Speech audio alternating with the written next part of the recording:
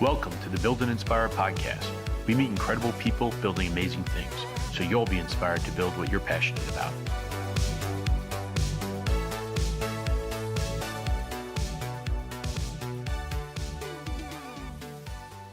Well, I mean, like, we're just having fun and hanging out. Like, I don't want this to ever be like, Nick, where are you from? What do you do? That's fantastic. Great question. Like, there's too many of that. Yeah. But I got to say, Nick, thank you for joining me on the podcast. No, I'm happy to be here. Thank you for inviting me. Super glad. It's super cool how we got connected, but then super cool how we had one conversation and here we are. So yeah, I mean, it is really cool how we got connected, because I think a lot of people have their social media friends and online friends, but then like they never cross over, or it's very rare that they cross over. Yeah. And I used to be like that too, but now I'm just like, hey, cool, you want to hang out? Let's go on Zoom. I love what you're doing. Let's talk. Or someone actually asked me a question the other day on LinkedIn, like, hey, I saw that you teach at some universities. I'd love to do it too. And I'm like, hey, let's schedule some time. It's the power of taking the conversation offline is more powerful than, I think, just even reaching out to the other person on social media, because I may, when we caught up last time, I think I may have mentioned, 70% of the opportunities that I've had this past year and a half alone come from, finding somebody on LinkedIn, taking that leap to reach out to them, and then asking, hey, let's take the conversation offline, and boom. Yeah. And like now I feel like I could actually call you a friend. Yes. Right? And yes. So I do marketing and I do sales. And in sales, it's very difficult when people say I have a friend. Like, oh, I have a friend at Adobe. Like, let's say we're trying to sell some technology into Adobe. Like, oh, I have a friend there. And I'm like, all right, cool, call them. Like, well, there was that one time we tweeted at each other. Oh. And I'm like, okay, so you don't have, I mean, it's okay. You don't have a friend at Adobe then. Yeah. Like, but now if someone's like, hey, can you connect me with Nick? I'm like, yeah. That is an insanely good point. And that's kind of the, I always viewed to social media, there's a light and a dark side. And some of the time, I think people tend to over glorify. And I think, with social media, everybody who's active on it is, they want the next follower, that, they want to be seen by a ton of other people. So I think everybody wants to feel important, and social media in a weird way has allowed us to do that. Yeah. I think sometimes we tend to take it a bit too far, and it creates things that may not necessarily be real. Yeah. And I know a lot of people who do that too, where we're in conversation and they're like, well, I know so-and-so. And I'm like, oh, you do? So what does so-and-so do? Well, I'm not sure. I saw them on LinkedIn. And I'm like, well, I can see people on LinkedIn too, but did you message them? Oh, yeah. Did you, comment on their post? Did you try and, have a value, a shared value, Oh, 100%. I mean, if that was the case, I know Brad Pitt. I know. Right? We know all the celebrities. Yeah, exactly. I liked all their tweets. I like them all the time. So, but if someone did call me and said, hey, can you connect me with Nick? What would I say you do? Or why would they be calling me? You would say, one, Nick is one of the coolest people. No, I'm just kidding. You would say that Nick is working on empowering people, well, more or less, empowering people by helping brands connect to people through emerging technology. Amazing. And what, if any, it could be all, but do you focus on any specific emerging technologies? Yes. So right now, I really am niched out and focused on voice assistant technology. So, Alexa, Google Assistant, not so much with Siri and Cortana, but they're kind of in a different realm in all this right now. They're not so consumer facing, but voice assistant technology is really what I'm working on. And then kind of branching off that, I've dabbled a bit in AI. Just, I'm currently enrolled in a Microsoft program for AI. So I've been in Azure, know how to develop models and different things. And then I'm kind of an AI futurist too. So love it. You'll either find people in the AI space, there's like one of two houses for them. The first house is they're an engineer. So they're actually just building stuff, coding. Different things left and right. And the second house is evangelists. So people who are able to really articulate what it's about well, tell people why it's important, why they need to care. Mm-hmm. Futurists come up with some crazy ideas, and I tend to fall in house two. So even though I'm the on same a boat. very high level, I kind of know of some house one things, I definitely fall more in a house two, which is okay. Sure. I've been told by many different people, like, you seem like you know a lot about it. And I'm like, Sure. well, I mean, you just read as much as you can on it, and then actually when you start learning about it, it only enhances what you know and allows you to be more of an evangelist for it. Oh, 100%. And you always need the salesperson. And I don't mind using the word sales. I love the word sales. Like, you need the salesperson too. You need a Yes, person to get them excited. I love the word evangelism. That's the word I'd rather use than, let's say, sales. But like, you need that person to go out there and say, this is amazing. Get people excited, get people passionate. Because once people feel excited and passionate, that's when they feel that connection with it, right? absolutely. And that's when I do when I do various talks, when I go to conferences or different meetups or different things, it's for me, it's that moment where I see the light bulb finally go Yeah. off Like, in somebody's head, that they finally get it and they see the potential that makes it all worth it to me. You couldn't pay me enough money in the world to yeah. get that same feeling I get when I see somebody finally get it. That's amazing. And I think it's also about being honest, right? Like, if someone asks me, can you code? I'd be like, nope. Yep, absolutely. Because the last thing you want to do is get into a weird spot where, like, hey, do you also develop the technology? Like, yeah, yeah, yeah. Do you use like C++ or, and I'm like, Yeah. quick basics? You No, and basics? yeah, and I'm asked too all the time, well, do you actually develop and stuff? And I'm very upfront. I say, I personally don't develop. I've Mhm. taken some high level courses on it. I know all the strategy. I know how it's going to help your brand. I know how to tell the story through it. I go, but I have other people for that. Sure. Yeah, of course. Right. And then that's what they enjoy doing. Right. So Yep. you find people that enjoy the different parts of it.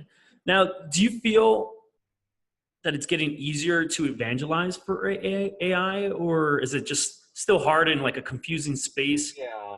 So I would say, we can look at that both from an AI or a voice standpoint. So I would say actually AI is easier to be an evangelist for right now, just because everybody's heard of it. Sure. Even if you don't know what it does, everybody has now heard of the term artificial Yeah. intelligence. And one of the things that I make sure I do in any talk I give, whether that be specifically for AI or whether that be specifically for voice or even social media, is I go through where are we currently at with AI so you understand it, because there are so many misconceptions floating around the world right now, in the media Sure. specifically, about what AI is. And of course, they only report on the scary stuff. They don't Of ever course. report on, It's going to take the over the cool world. things that is going to happen. But there's a ton of different facets under AI. But when it comes to actually talking about voice, which I consider under the umbrella of Of AI, course. Yeah. that one is still kind of an ice wall I'm chipping away at, because again, people are buying these products and they're using them on a daily basis pretty Sure. much, but they from an organizational or a business standpoint, nobody really gets the value. Yeah. So the phase we're in right now with all of it, those of us who are in the space, is truly education. The main goal right now is to educate people and educate businesses why this is going to benefit you in the next 2-3 years, That's why great. this is such a huge market opportunity, and why you need to act on it now, because if you don't, you're going to be left behind. Yeah. So that's kind of where the voice space specifically is at right now, and I do give these talks. Amazing. I love that you drive and you lead with the why. That's the most important when it comes to any kind of new technology. The how doesn't really matter so much to the general public, Exactly. right? Like, oh, so we use C++ and then this connects to that. And it's like, you lost me, you confused me. Yep. But, this is going to help you learn better. This is going to help you get that promotion faster, right? That's going to help you get that better movie recommendation, like that you Exactly. want, right? That's when people are like, so leading with the why, that's so amazing. I bet you that works, right? Most of the It time. does. People always want to know how this is going to help them well, they want to know what it's going to do for them versus the ins and outs of how it works. Yeah. Nobody could care about how it works. They want to know, excuse me, how this is going to make my life better, and from a business standpoint, how this is going to make me money. Yeah, agreed. Yeah. I always liked one of the favorite things I like to do when I'm talking to people about AI, because I'm in your camp as well, where I evangelize and talk about it.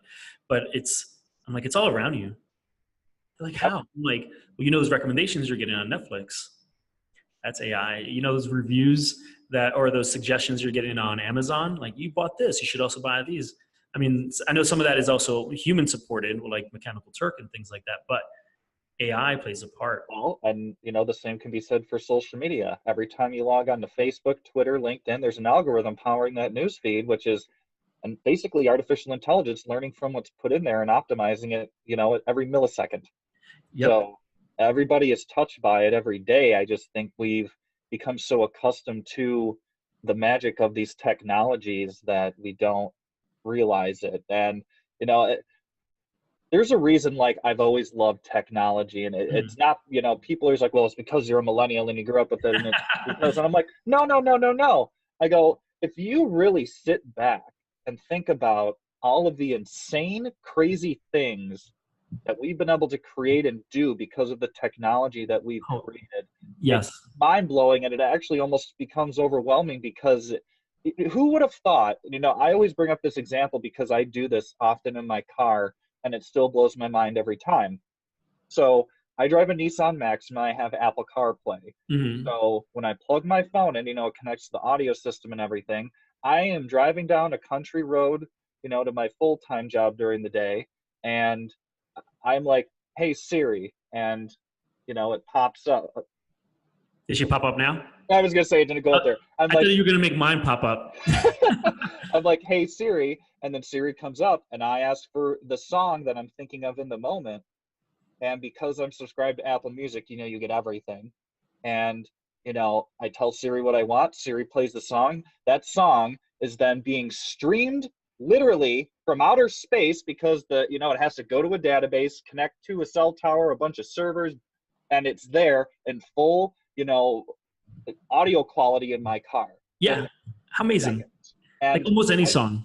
Right. And it's just something that simple, but you think just how magic is that? People say, we always are like, no, magic doesn't exist. Magic isn't real. We're living magic every day. Yeah, I agree. Magic exists, and it's in the form of technology and the things that we've created. And that's just one example. But every time I do that, it just blows my mind. Yeah, really. I agree. I love that you use the word magic because it is magic. That's fantastic. And I love that you also talked about a car because, obviously autonomous vehicles are like some of the biggest things in the news right now.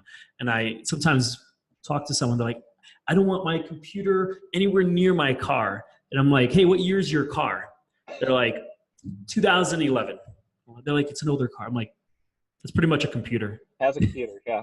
Yeah, like, oh, when you hit those brakes, like, yep, that's done by a computer, and the computer has a brain. I would go far enough to say that any car manufactured after the mid '80s probably has a computer in it, some sort of microchip, some sort of processor powering something. 100%. Yeah, and I people are. I think we're at a point right now where technology is truly booming more than it ever has in human history, and I'm actually excited to kind of talk about this in my TEDx that I have coming up here. But well, congratulations to that. Sorry, I had to do that little plug. No, I mean, congratulations. That's an amazing accomplishment that you're. Yes, I'm super excited to give my talk on that. But one of the things I'm going to bring up, is, we've gone through a bunch of different shifts throughout our course of humanity. From learning how to communicate to constructing the wheel, yep, to the Bronze Age, to the Industrial Revolution, and now we've approached, and every time we've gone through that, we've had a different paradigm shift in our thinking as a species, as a society. And right now, I think we're in the most drastic paradigm shift and way of thinking that we've ever had to encounter before as a group, because and it's all being driven by this technology. It's all being driven by technology and our ability to do anything on demand. You got it. And people are afraid of that. I think you can agree, you'll find more people resistant to change than people who are willing to embrace change. And 100%. we can see this, I say we've been in the tech revolution since the late 1980s, mid to late 1980s, sure, when, Microsoft and everything else started to really boom, and it hasn't stopped. And as in fact, it's only gotten quicker and more cool things have been fun because of it. But yeah, I think right now we're struggling to elevate to that next level, and we're Yeah. seeing that pushback, across the world, geopolitically, economically, socially, and you can feel it happening. You could feel that tension Yeah. that's happening right now, and it's all because the technology is driving us to progress and You got reach it. a higher version of ourselves, but you still have the other group of people who are resisting that because that's the way it's always been done. Yeah. You have Yeah. the other camp of us who are like, well, come on, let's just get there already. Let's Sure. go. Sure. Let's do all this. So that's one of the theories I have, and I really think that technology is driving this shift in thinking that is changing so many things right now. Yeah. I mean, without completely fact checking you, because that's 100% the boat I'm in, I'm going to say it's just fact. I would agree. It's just fact. Yeah, right? Like, it's not what we believe. It is the truth. So not to belittle the technology that exists today, the way, and I'd love your feedback on this, the way I explain it to people is that first, let's not think of technology as the computer or the phone or anything like that. Guess what's technology? This. Yeah. There was a time when people didn't have clothing, right? There was a time when people didn't have a pencil, right? Or a way to start a fire. That's technology. And actually, if you look throughout history, when books first started getting printed in the masses, there were people out there, and you could find this in the history books, saying, we need to get rid of these books because these books won't allow us to think if all our memories are on paper. Right. We hear the same thing about Google. No one thinks anymore. It's on Google. When books started coming out, people thought that. The other one that I love to share is that cars, there's a song, I'm not even going to try to guess the year, but when cars started becoming popular, there was a song saying, don't go out with anybody with a car because they are dangerous people. I like that. Like, the person who has a car is dangerous. And now, I mean, transportation cars are synonymous with transportation. So I try to let them look at it from that lens and not necessarily just say like this technology or that technology. Everything's technology. Like I said, like being able to write it on a freaking piece of paper, that's technology. And that, I feel people are like, oh, I get it. Yes. I would say that anything that we create that causes a shift in thinking or behavior Yep. is technology. 100%. And I always like to tell them too, and give them examples, because there was a time when accountants were afraid of Excel. Right. They hated them. And I remember actually looking at statistics that there are actually now more accountants than there ever were before. Because Excel opens up so many doors to do stuff that we didn't have tools to do that before. Exactly. But guess what happened to those accountants that said, I'm not going to use Excel? They probably don't have a job anymore. You got it, right? And that's dangerous. So I want to support the people, right? Like, I think that's the same boat you're in, and say like, listen, let's change. Let's go with that. Like, and some change you can fight, and probably some change you should fight. But when it comes to most technologies and most of what's happening today, truthfully, it's changing so fast that if you're not adopting, you're going to be left behind, unfortunately. Exactly. And when I talk with people about voice and where it's headed and the market opportunity, they're always like, well, how do you know this is actually going to go anywhere? And then I'm like, well, because typically who I have these talks with are people older than me. Yeah, sure, that happens. But hey, I've met some young people that are like, no, I don't want to use any of that. And I'm like, I have too, and I'm shocked when I find them, but they're like fascinating. They're super fascinating. Can I study you? Yes, but anyhow, I always like, well, would you have invested more in mobile back in the mid 2000s? Good point. That's a really good point. Well, they're like, of course, and I'm like, well, this is the new mobile. I go, in fact, this is going to be bigger than mobile. Sure. And then they're like, oh, that makes sense. I'm like, yes, it makes sense. Yeah, exactly. Invest all your money. Exactly. There's a reason Amazon has a team of 10,000 people on Alexa. There is a reason Google has a massive staff in Google Assistant. There's a reason Apple is buying up a bunch of startup companies to help boost Siri. There's a reason Microsoft is trying to make Cortana the enterprise voice assistant. I mean, sure. These companies are smart. There's a reason they're the most valuable companies on the planet. I mean, there's a reason for it. And when they're doing something, even if, it hasn't hit consumers yet, if it hasn't hit business yet, you need to watch it, because every single person who works in those organizations thinks ahead. They're all being forced to think ahead if they're not doing it naturally. So when you see them putting out these types of technologies, No, you don't sit there and sit idly by and watch it just happen. You invest in it. You learn how to use it. You learn how to be ahead of the curve. I agree. But the unfortunate thing about enterprise is enterprise and business in general doesn't seem to operate that way. No, it's so hard. So when I started my first advertising job at JWT, like we had Lotus Notes. I'm not sure if you ever heard of Lotus Notes. I actually have not heard of Lotus Notes. Lotus Notes is an antiquated email system when everyone else in the world was in Outlook. It took them like 3 years to make that change. Wow. Yeah. Huh. So the enterprise is hard, but heck, AI will help with the change management of all that, right? Like, Oh, I think so, absolutely. I mean, and that's the thing. People are also afraid, in the negative camps. They're all like, well, AI is going to get rid of my job, or AI is going to do this or do that. And I'm very honest. I'm like, yeah, it will probably change your job. It may yeah, even get rid of some jobs, but it's also going to create jobs that we don't even know exist yet. that's true too. That's a very, very valid point. I mean, look at Excel and a million other things that have come that now there are jobs. Well, I mean, like software developers, if the computer was never invented, the microprocessor was never invented, there'd be no reason to program. There'd be no reason to develop software. But because that happened, we have some of the most valuable jobs in the world right now are in development. Yeah, you're right. They're the highest paid jobs right now. I mean, you could be an intern at Google and you could make like $150,000. Yes. Yeah. So that's a fair point. One of the things that I definitely want to make sure that I ask you too, and I love that you brought it up earlier too, is that in the news, there are too many conversations happening about the negative part of AI. Everyone's talking about, it's going to take over the world. Why do you think it's not? Why do you think it's not negative? Because I think, and I'm going to get theoretical here again. But Please, no, let's get deep. I think, okay, let me just take a step back. No, so please. I think humans have always been looking for ways to do things quicker, faster, and all around more efficiently because we're trying to save time. Yep. Whether anybody wants to admit it or not, we're all cognizant of the fact that we have a limited amount of time to be alive. Yeah. At some point, this is all going to end. We're not going to be around anymore. Mm-hmm. And we're trying to save as much time as possible, to focus on what really matters. And truly, I think that's why we've created all these different technologies to help us live longer, to help us save time.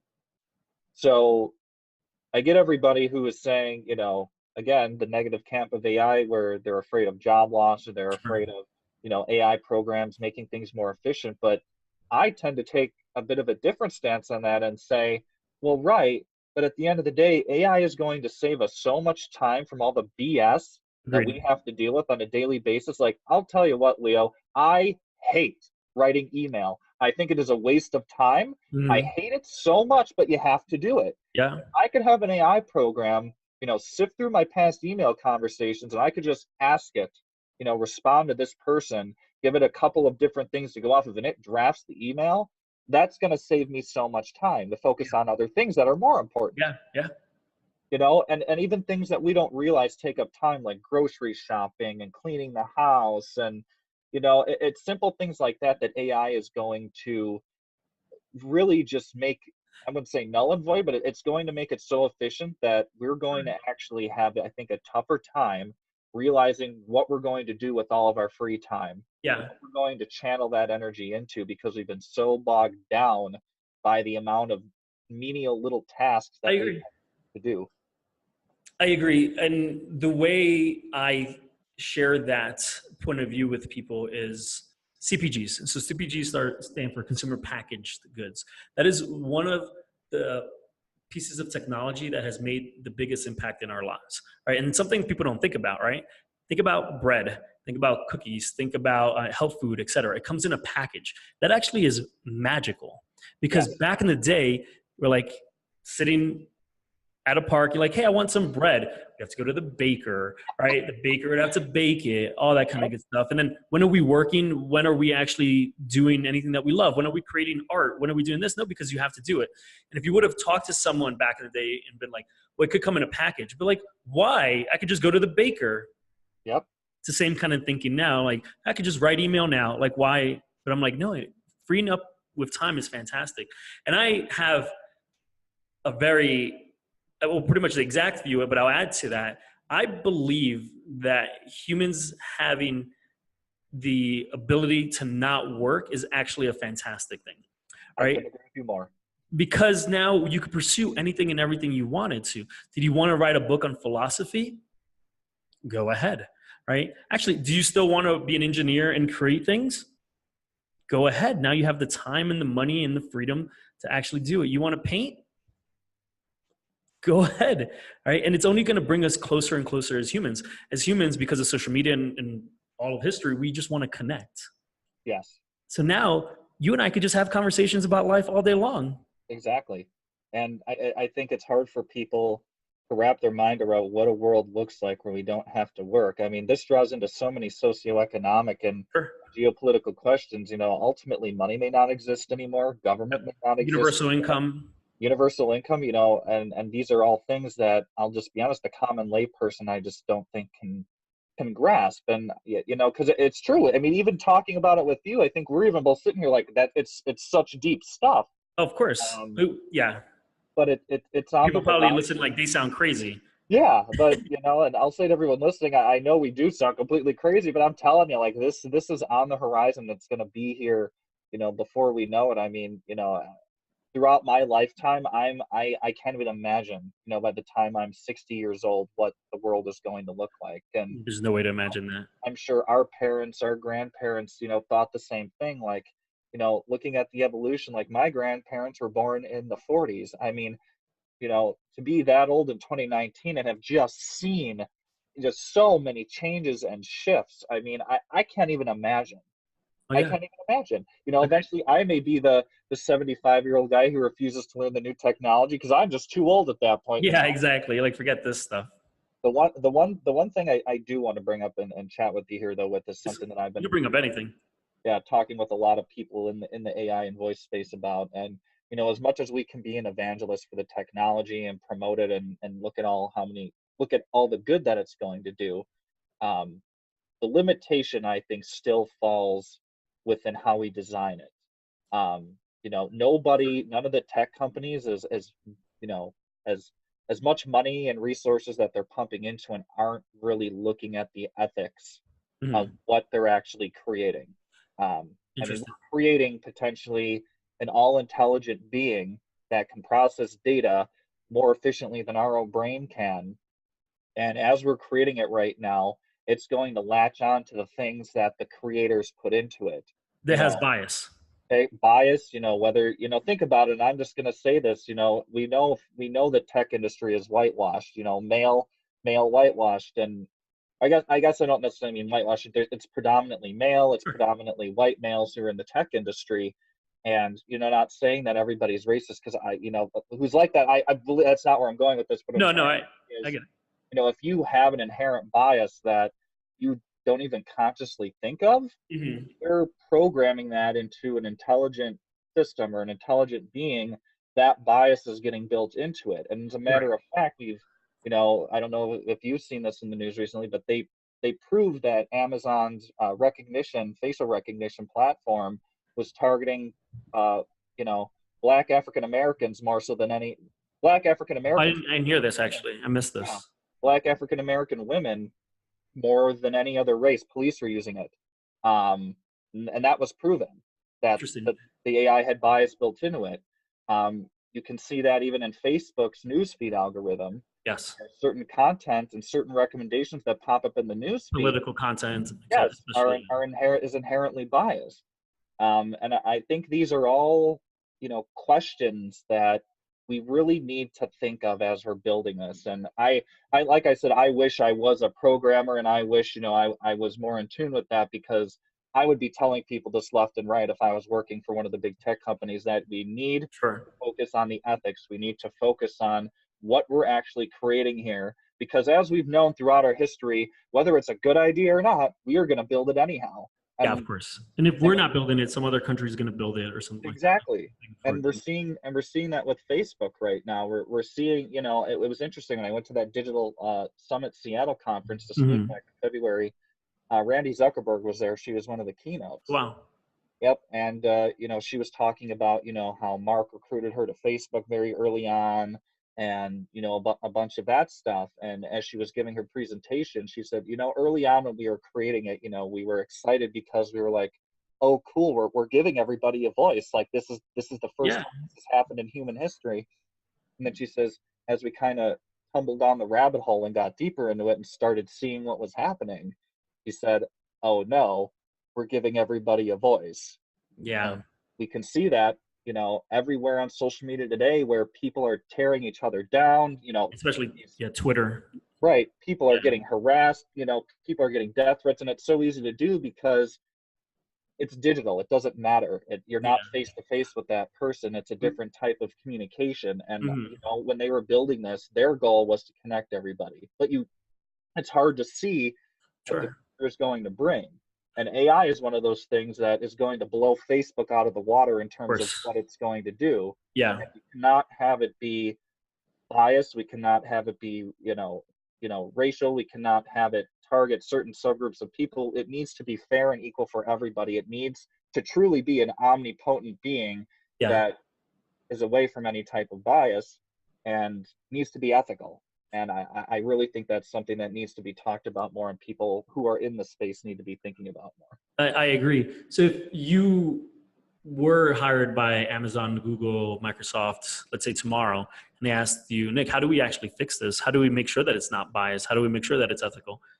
Have you given thought to like what you would say? And you may not have the answer. I mean, like, well, this is a brand new space. You know what? That is like the $1 billion question. Okay. I haven't encountered anybody who has a good idea, because at this point you can't really control. I mean, every single human being has some type of innate bias. Of course. Every single person does. Yeah, because we're all unique.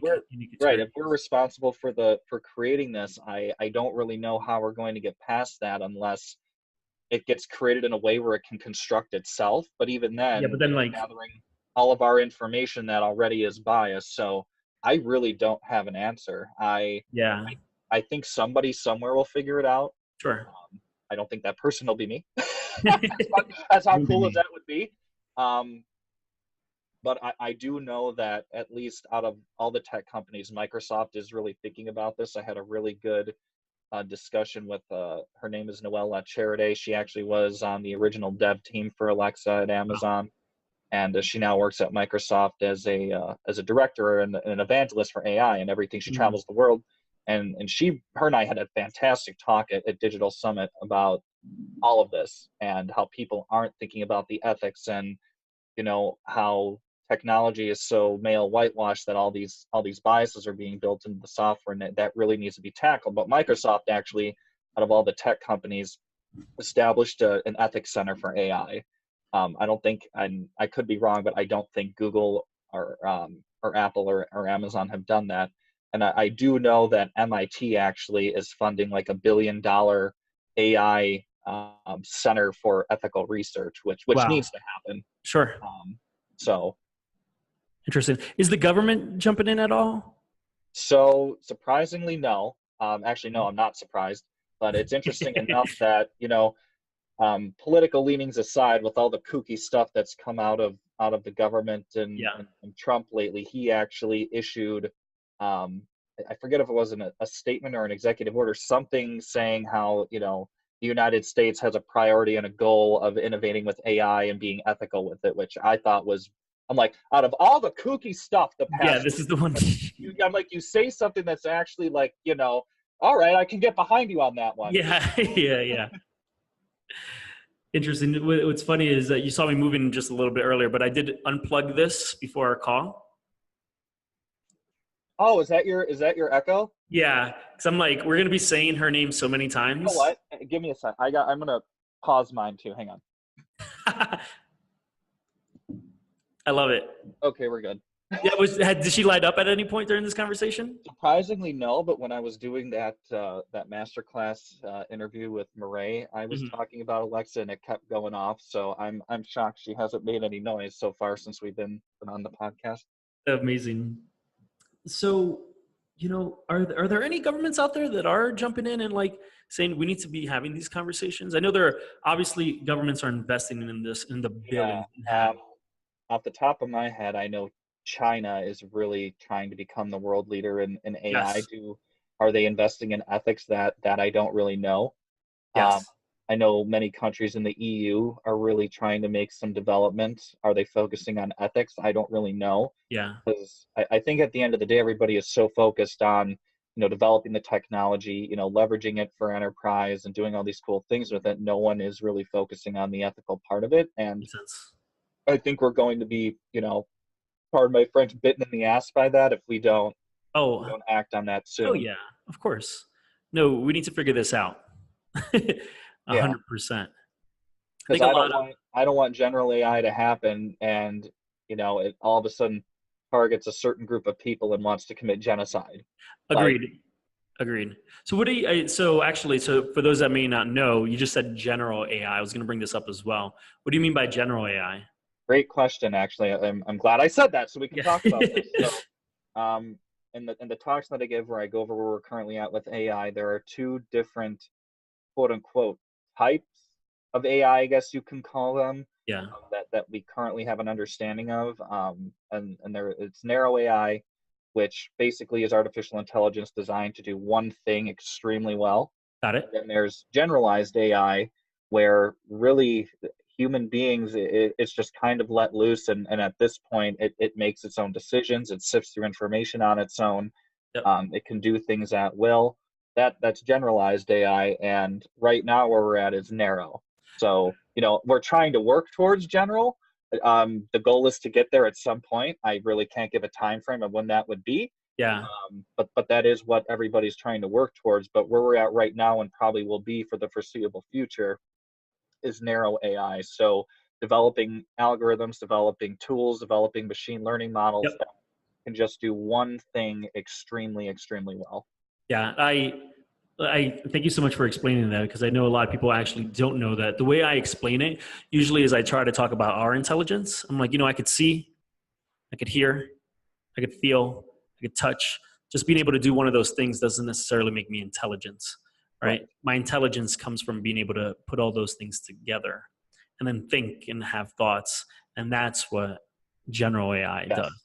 Yes. Yes. That's also a really good explanation. Think of it that yeah, if to the listeners right now, think of it as what Leo just said, where think of it like a human being almost. Yeah, You yeah, have all the senses working together to create essentially consciousness and intelligence. yeah. Because she Um, could talk, right? yeah, But there's a lot she can't do.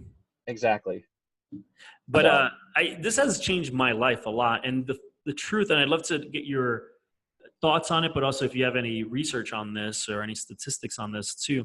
But like, how are people using this exactly? Like for the first few, I think I'm ashamed to say maybe for like months, it's like she was just my timer and my clock. Like that's it. I was super happy with it. I'm glad I yeah, invested money in it and everything. But when it first came out, I was one of the first people to buy the yep. Echo. I was just like, what time is it? No, that's a great question. Actually, in 2018, Adobe came out with a state of voice report. So they had done a hefty amount of research into how people were using voice, what were some of the primary things that people were asking their voice assistant to do, and what the future of it looked like. And surprisingly, I thought the number one thing that people are currently using their voice assistants for is to play games. Um, Really yeah, play interesting. different voice games and things. And the second is listen to music. Are there age? Do you have any age data related to that? Is it like certain Cross ages are? generational, Sorry, cross generational. really Yes. So little kids up to grown adults. interesting. I've not played. I thought so too, right? Yeah, Um, and then the second thing was listening to music, which makes sure. sense because each one of these devices integrates with some type of streaming service, and Yep. we don't buy music anymore; we just stream it. So that one would make sense. Um, Hmm. and then I think behind that, it actually wasn't e-commerce. What was the third one? I think the third one may have just been general search. Interesting. It's like just finding, hey, what time does the store close? Or It was either general search or it was setting a timer. got it. I was gonna say timer was number one. Actually, yeah, it was either general search or setting a timer, and I would love to double check the Adobe report, but they Mhm. did outline. I do know for sure it was playing a game and listening to music were the top two. Amazing. The thing I love talking about, and the reason I love all my virtual assistants and especially my voice assistants, is that it's so passive. I use her Yes. a lot. I think probably now I keep calling her. See? It's Alexa, right? I ask her mostly for my calendar. Yep. I'm like, hey, when is my next meeting? That's what I use her for. And like, I could do that while I'm writing an email, you know? Yep. I could do that while I'm going to the restroom, like anything. I love how passive it is. It gives Yes, me the ability to get my life to continue. Yes, it's insanely simple. And, speaking is the oldest form of communication, and Mhm. it's the simplest form of communication. I mean, what's easier to communicate your point than talking to somebody? Yeah. And it's interesting to see, how that's what we started with, but then we moved into written language, and then we moved into literal digital language. Mhm. And now we're kind of circling back to the simplest way of Yeah. communicating with language. Um, and one of the things that I think we're going to start seeing with these different voice assistants too, and I was explaining this to Murray, Mhm. was, Alexa, every voice assistant kind of has in their own way a little niche for what they specialize in. Yeah. So like Alexa, of course, is shopping, it's streaming music, it's True. applications. Google is search, hands down. Absolutely search. Google has search locked in. Mhm. Cortana definitely is being leveraged more for It is. enterprise Enterprise, yeah. solutions. And then Siri is, well, I'm still trying to figure Siri out. Yeah, actually, Siri's probably, I don't use her as much. I've tried texting her with her when I'm in the car and stuff. It just doesn't, I don't know It's why. it's because Apple, as we know, Apple has always tried to stay ahead of the curve, and that's Yeah. honestly was the genius of Steve Jobs. But I think they came to the party a bit too quick with Siri. I mean, if we all remember, 2011, they had Siri. They had bought that the Sure. original parent company of Siri, and they had Mhm. it embedded in the phones. They were ready to go, but consumers were not there yet. Yeah.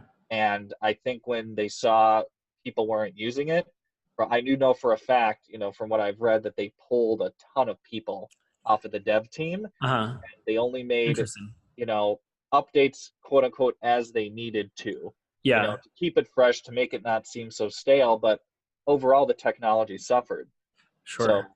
then, 2014, Amazon enters the market with Alexa, and you see, okay, this isn't so crappy anymore. Hmm.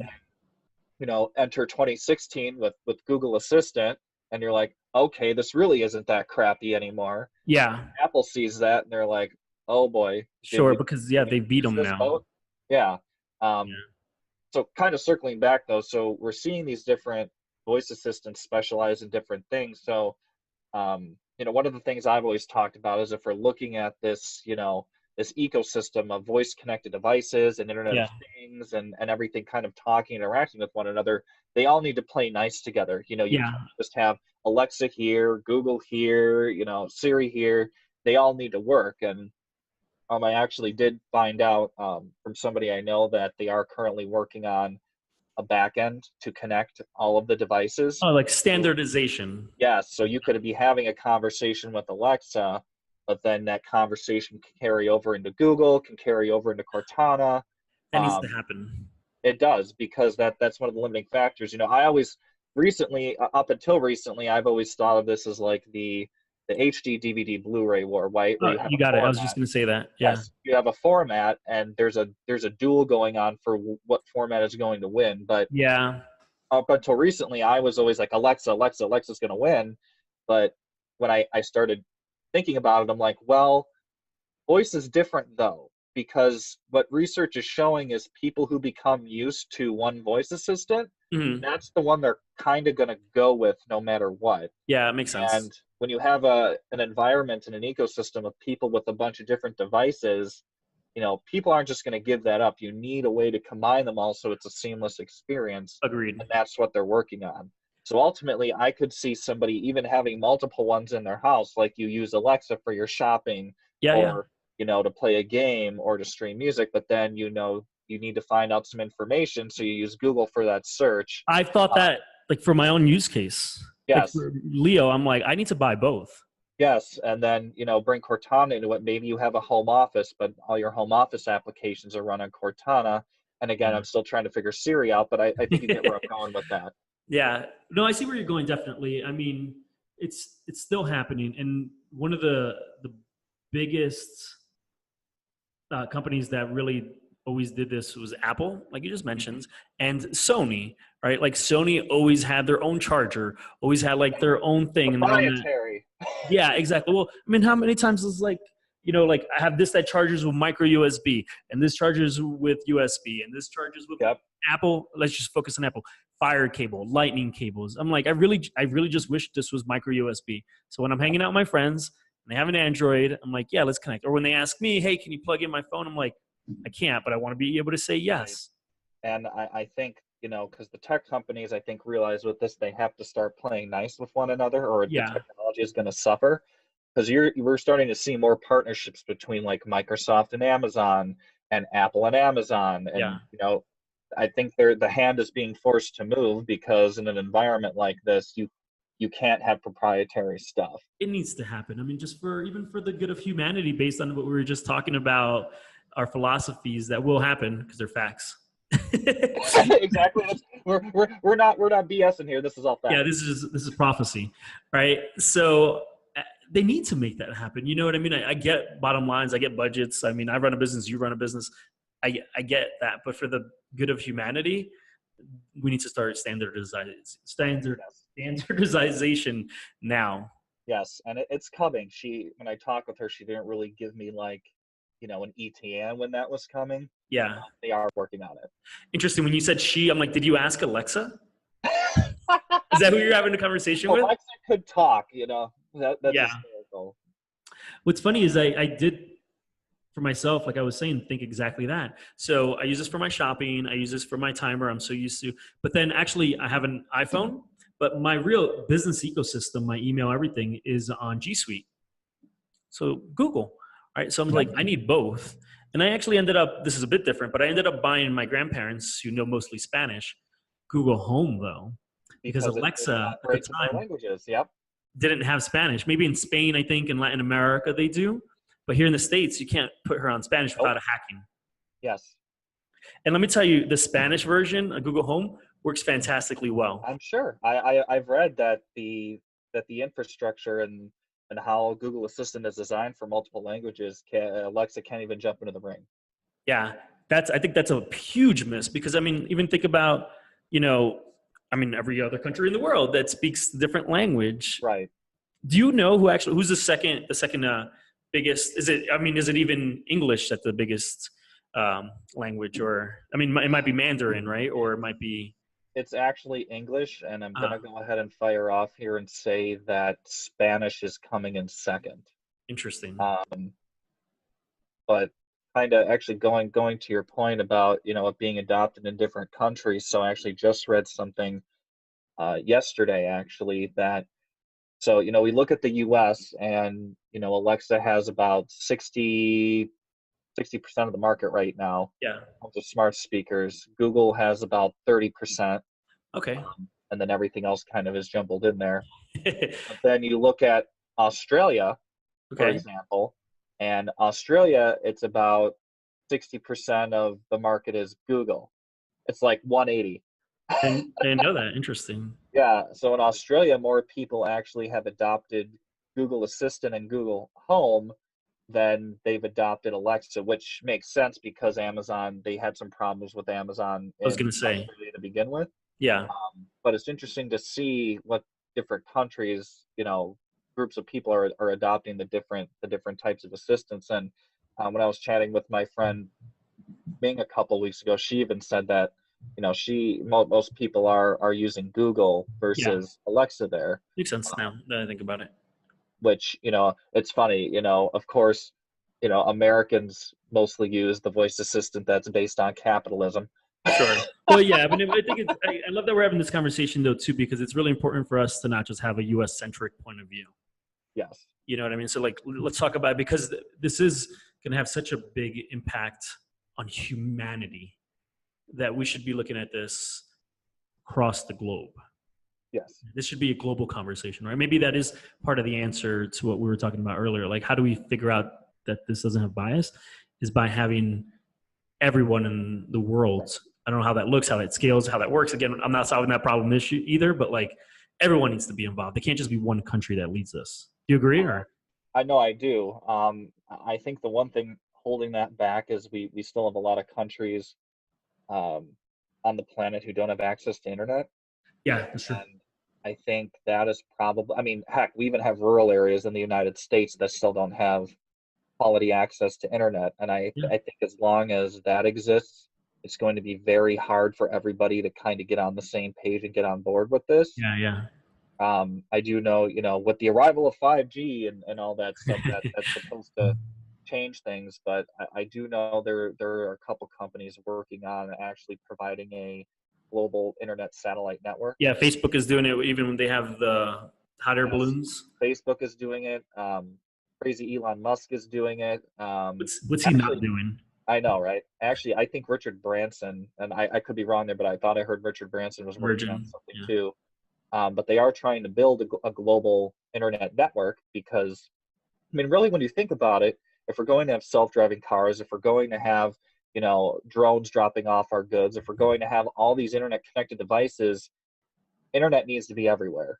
100%. Yeah. It And it can't needs happen without the internet. no, and it can't just be internet. It needs to be, high bandwidth quality internet. Yeah, 100%. Um, so until I think that every person in the world has an accessibility to internet, I Yeah. think we're going to see a struggle with everybody being on the same page when it comes to things like AI and voice, because there's people who just don't even have the capability to be on social media yet.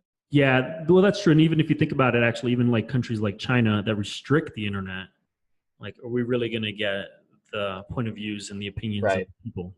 Well, I'm still waiting, for the internet to be considered a public good, so it can be Amen. treated I like a agree. utility. Exactly. Just a public service. Everyone should have it. I It's am, getting to that point. I've been reading that, again, I'd like to I'm going to guesstimate a time frame in the next uh, 15, 20 years that I would guess the internet would more than likely become treated like a utility, like electric, water, yeah, it needs to gas, be. because we're getting to the point where you can't live without internet, as stupid as that Yeah. sounds. No, it doesn't at all. I 100% Business agree. can't function without internet. I mean, if you're doing even simple stuff at your home, and as we get more into this, Internet of Things type environment, you won't be able to do much. So I think internet will always be managed by private companies, unfortunately, but Sure. I think that they're going to be treated like utilities where, like, you have to charge this much. You can't go beyond that. It has Yeah, to be affordable. agreed. Because right now, like, for example, out in, I don't know what you have out in Colorado, but here in Wisconsin, Charter Spectrum has a monopoly. So What? Sorry. Charter Spectrum, What do they have? so they're the internet service Oh, provider. they're the ones. All right. They have the Yeah, monopoly. Sorry. Okay. they do. Yep, they have a monopoly here in Wisconsin. You like go anywhere in Wisconsin, you either go with Charter or some other company that has really bad internet. Yeah, sure. That no one's using really because you can't do this. What we're doing right Exactly. now. So it's like, until it's treated as and Charter can charge whatever they want. Like, Yeah. they bring you in and like they're, oh, well, $42 a month for a new contract. Yeah, but after that 12 months is up, Oh yeah. I'm now paying like $58 for what I had 12 months ago. Yeah, and they laughed all the way to the bank because they're like, "Who else are you going to use?" Exactly. Yeah. So I think until we get that problem solved, which I don't know if it will. Yeah. I have faith that it will. I mean, because even if you look at places like China, I mean, they have workarounds. They use VPN and they use all this stuff. So like, people need this, and I think as a society, as humanity, we're going to figure out ways to make that happen. I And hope so. yeah. I don't know if I'm assuming you remember the whole net neutrality thing when that Oh, went in. 100, I was going to bring that up, but I do. There's a lot of variables, right, with the government, and corruption, like Reddit, a Yes, lot of good that things, is. a lot of bad things. I get it, but I'm talking like maybe 4 or 5 years, maybe 10 years. I don't know. I do have faith in humanity that we will figure it out. We should I have a think recap podcast in the next 10 I years. know, right? I think we're again there's that tug of war going on right now between the change makers and the Yes. people resisting, and until we get more of the resisting people to cycle through government more or less. Well, that's what that's what you got, and that's my point of view Yeah. too. It's an age thing though too. Like eventually, Gen X and others are going to be Gen Z is going to be in power. Right. As you get Well, older, as I get older, we'll be more in power. We'll be running those companies. that interview that Congress did with Mark Zuckerberg. I think back to that. Oh, that That was is a horrible. testament to how little the current people in power from both sides Oh, yes, no, understand the internet and any of that. When I still cannot believe that they didn't understand and ask the question how it made money. And you yeah. could tell Mark was sitting there. You could tell he was I Oh, knew he's he like was rolling trying his not to laugh. eyes. Yeah, He was probably just sitting there like, I know I screwed up, but really, this is the people that I have to testify in front of. They don't yep, understand what I do. I could tell them that I own a unicorn that types on a keyboard, and they probably believe it. yeah, You know, 100%. I love the response. Why, Senator? We sell ads. Yeah, it's like, duh. Yeah, Oh. that was horrible, man.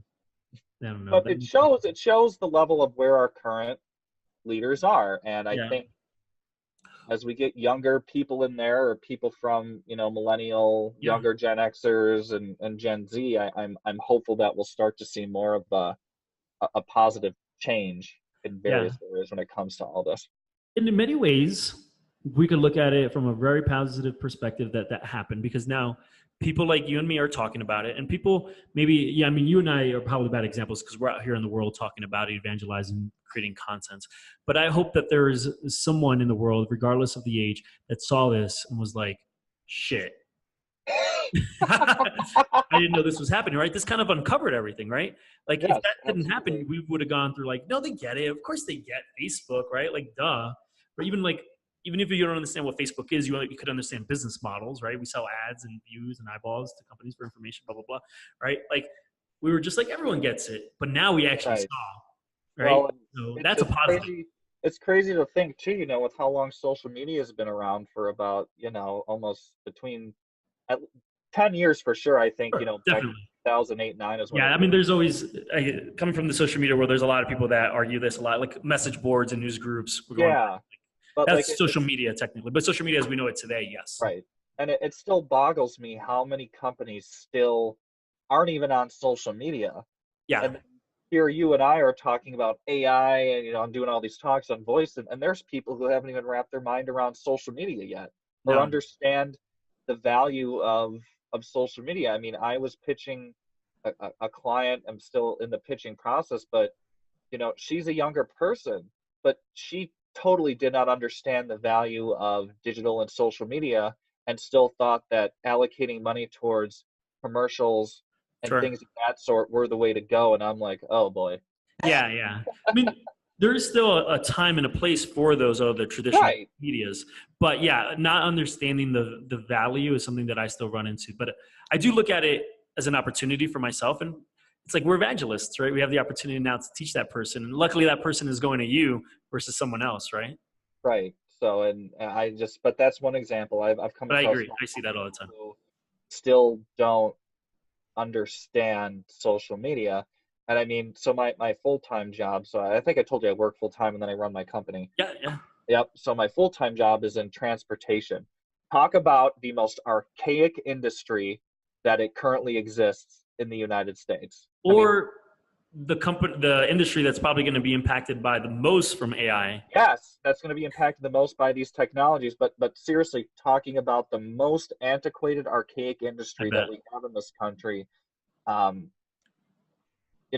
before my company got bought out, I was working for a company, of 200 people, Hmm. um, but it's just kind of unheard of in transportation and trucking, even today, to have somebody doing digital marketing and Yeah. working on a digital marketing strategy and doing all that. And my boss took a risk and was like, I know nothing about this space, but I know you do. Yeah. Let's give it a go, and It's started seeing amazing. results from it. And he's involved in this national organization, and people are seeing our stuff and they're like, how are you doing that? He's like, Amazing. well, we have a digital marketer, we have a marketer, Yeah. Yeah. and I do a lot more than digital marketing for them. But um it's just interesting to see how antiquated that industry is. And when you show them the power of this stuff, it's like their brains get splattered all over the wall. Yep. You know, I mean, I know all the metrics, I know how to produce content, I know all this stuff, but when you're showing it to people who are a part of such an antiquated industry, they just can't believe it. And then other Sure. people see that, and you actually become more valuable because they're like, oh, well, you're doing fantastic there. Clearly, nobody else in this industry knows what to do. Yeah. Yeah, I get it. And think about all the industries that we don't even think about that are still that antiquated. All right. Like, Manufacturing yeah, is one of the big ones. Honestly, the food service industry, sure. That's true too. very behind in a lot of areas. So I think a lot of B2B always, I think, falls a bit behind more than the B2C companies do, Yeah, certainly. which makes sense because, as you know, being in marketing, how you approach another business for business versus how you approach a consumer Yeah. is entirely different. In fact, I will vow to saying I think, consumer facing stuff is way easier, 10 times easier than it is to another business. Mm-hmm. So I've just found that interesting that, where we talk about all this stuff, but there's so many different industries and so many different companies who still haven't grasped, the basics of social media and why that's important. Sure. And those are the ones that are going to be left behind. Right. I say the ROI of social media is your company will still be around in the next 5 years. Yeah, no, I mean, it's 100% true. And even the evolution of social media, and that's becoming even more paid media now, when it comes to social media. One of the things I always, as an evangelist, I always talk about with people is that social media is not Facebook.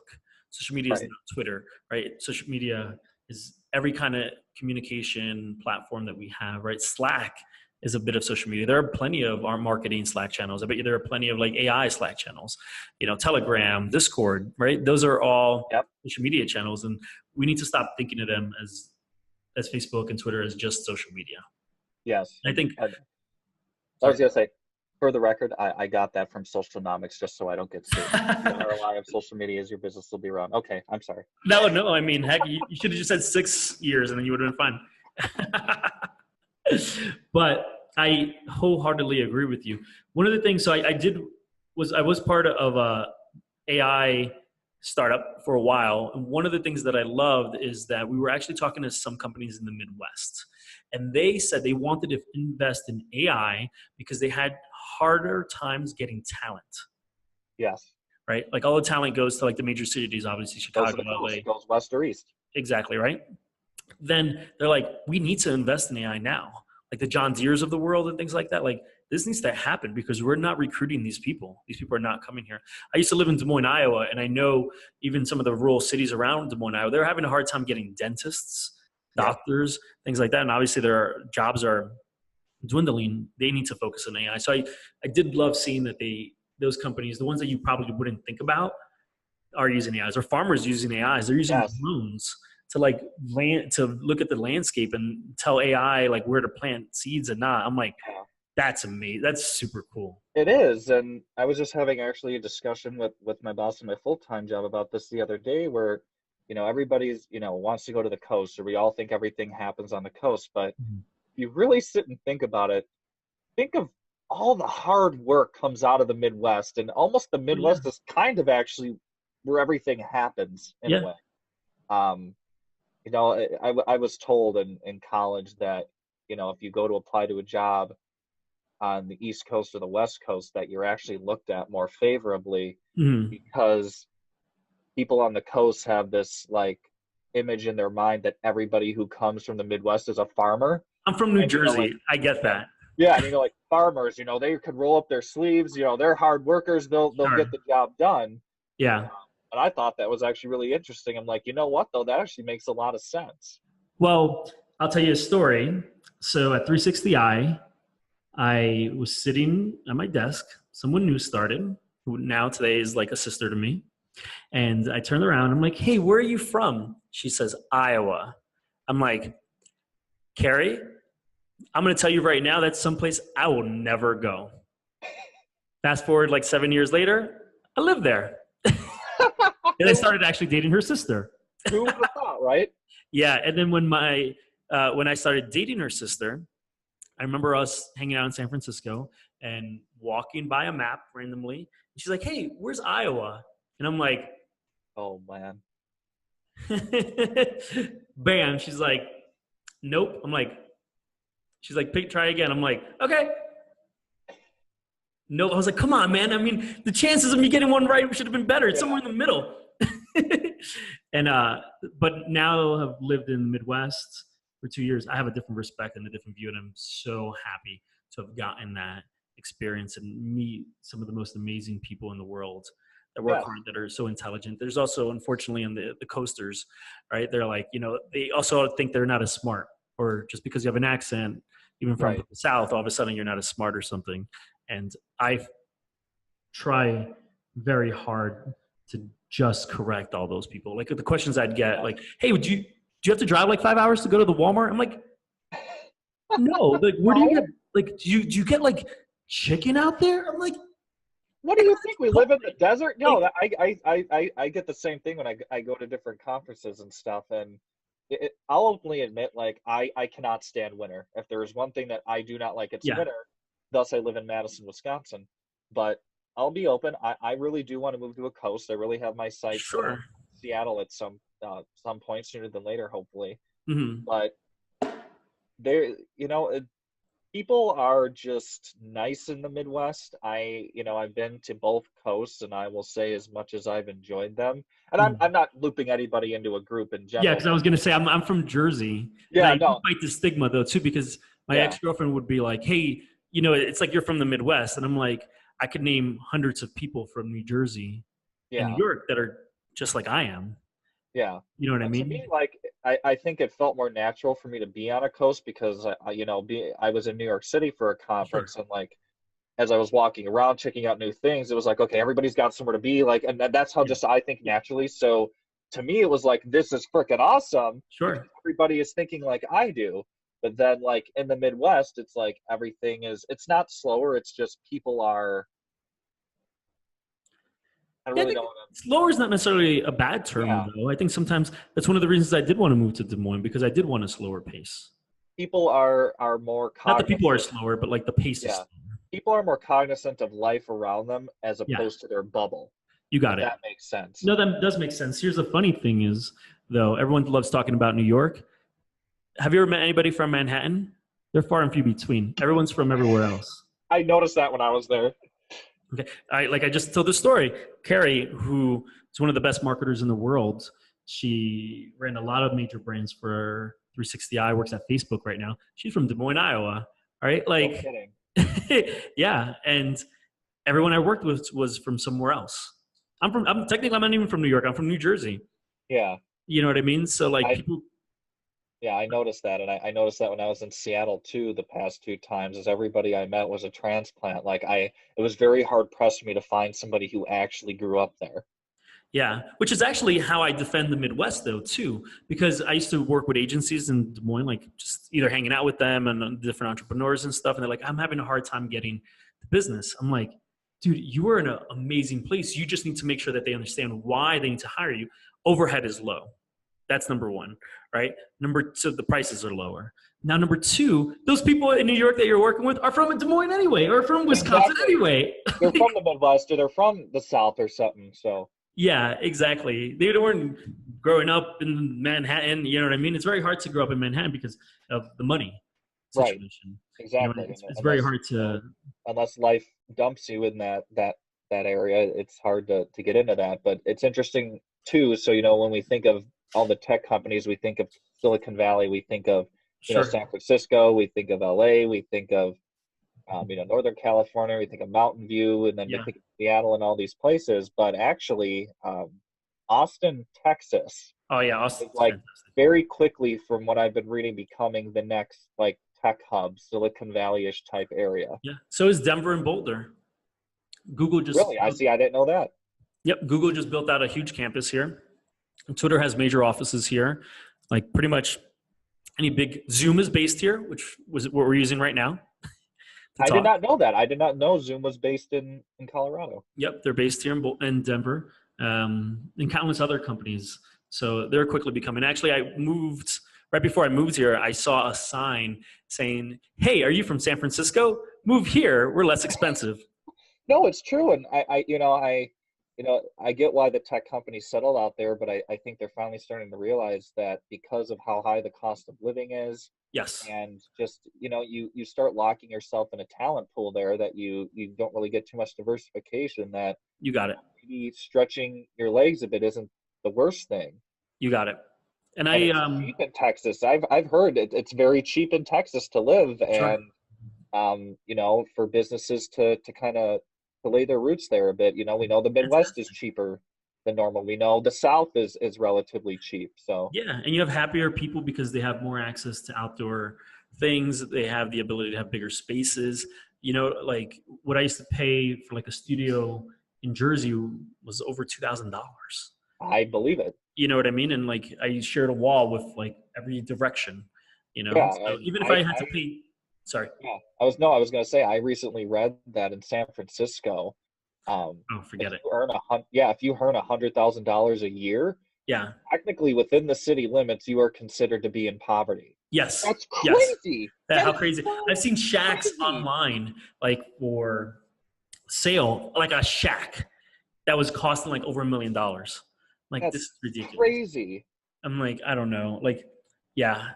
So when it comes to all that kind of stuff, I know that Colorado is really focused even on AI, even from like a cryptocurrency perspective. They were very open and are very open. Some of the banks here, like Wells Fargo here, actually accepts businesses. At least they used to because they were working with our business back in the day. I always like to stick up for the Midwest. I always like to stick up for the South because there are so many incredible, passionate people out there. And the bubble situation that you mentioned is the most dangerous thing that's happening in America. We have people in New York that don't think about Iowa. We have people in Iowa that don't think about New York, and so on and so on.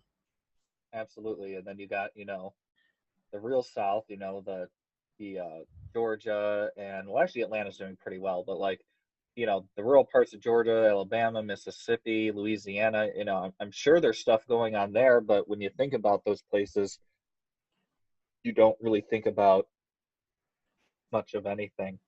Sure. But I mean, it's magical though, because think about it. Like here in Colorado, I could be out in the mountains in like 10 minutes, and I could walk to a WeWork in 5 minutes, and I'm walking through a beautiful stream, river, all that. So I'm overall happier than having to stay on a bus, Yeah. go in a subway, all that kind of good stuff. So I feel like the work I produce out here is better because my mind is a lot clearer out here.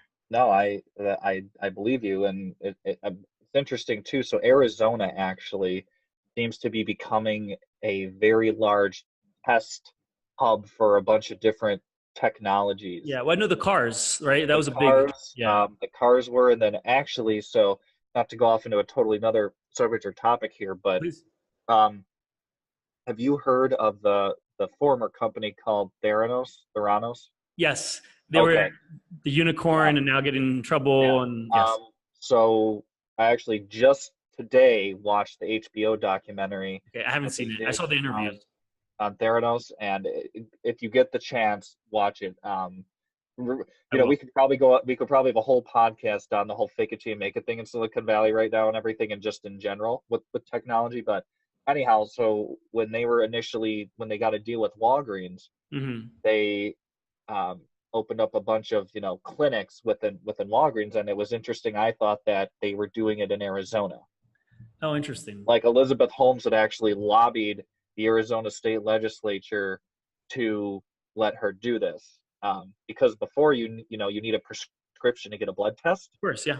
So with the device that they were creating, anybody could order a blood test at any time. So she had to Yeah, from lobby like a the state drop of government. blood. Yes, so you had to lobby the state government in order to get them. So like you or I could just walk into a Walgreens and be like, well, I want this blood test, I want this blood Yeah, test, and all that stuff.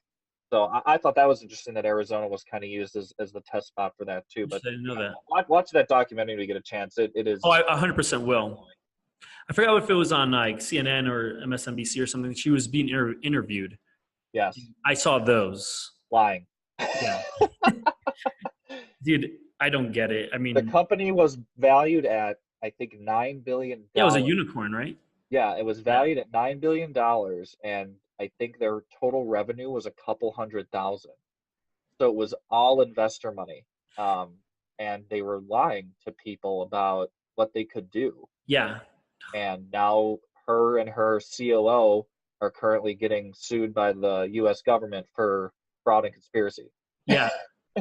I mean, yeah, as just because of who I am, and even I can say I know based on who you are, because when you said the 5-year thing, you're like, wait, I got to give credit for that, right? Like, how do you Yeah, go throughout life just like completely lying like that? it's, How, it's I can't even imagine it. I'm the first I person to be like, I don't know about that. I don't know. yeah, This is how this works. I equate it to we all in a weird way have our own reality distortion field, but there's a people Levels. who yeah, who take it to a new level. Yeah, Her and that fire festival guy I think should sure. be the crown queen and king of that. Yep, yep. It's unfortunate. He's from Jersey, and I'm like, oh darn, come Oh, on. Why Billy McFarland's from Jersey. he's Billy McFarland's from Jersey, and I'm like, oh, come on, man. Surprisingly, in the Netflix and the Hulu documentaries, they never said where he was from.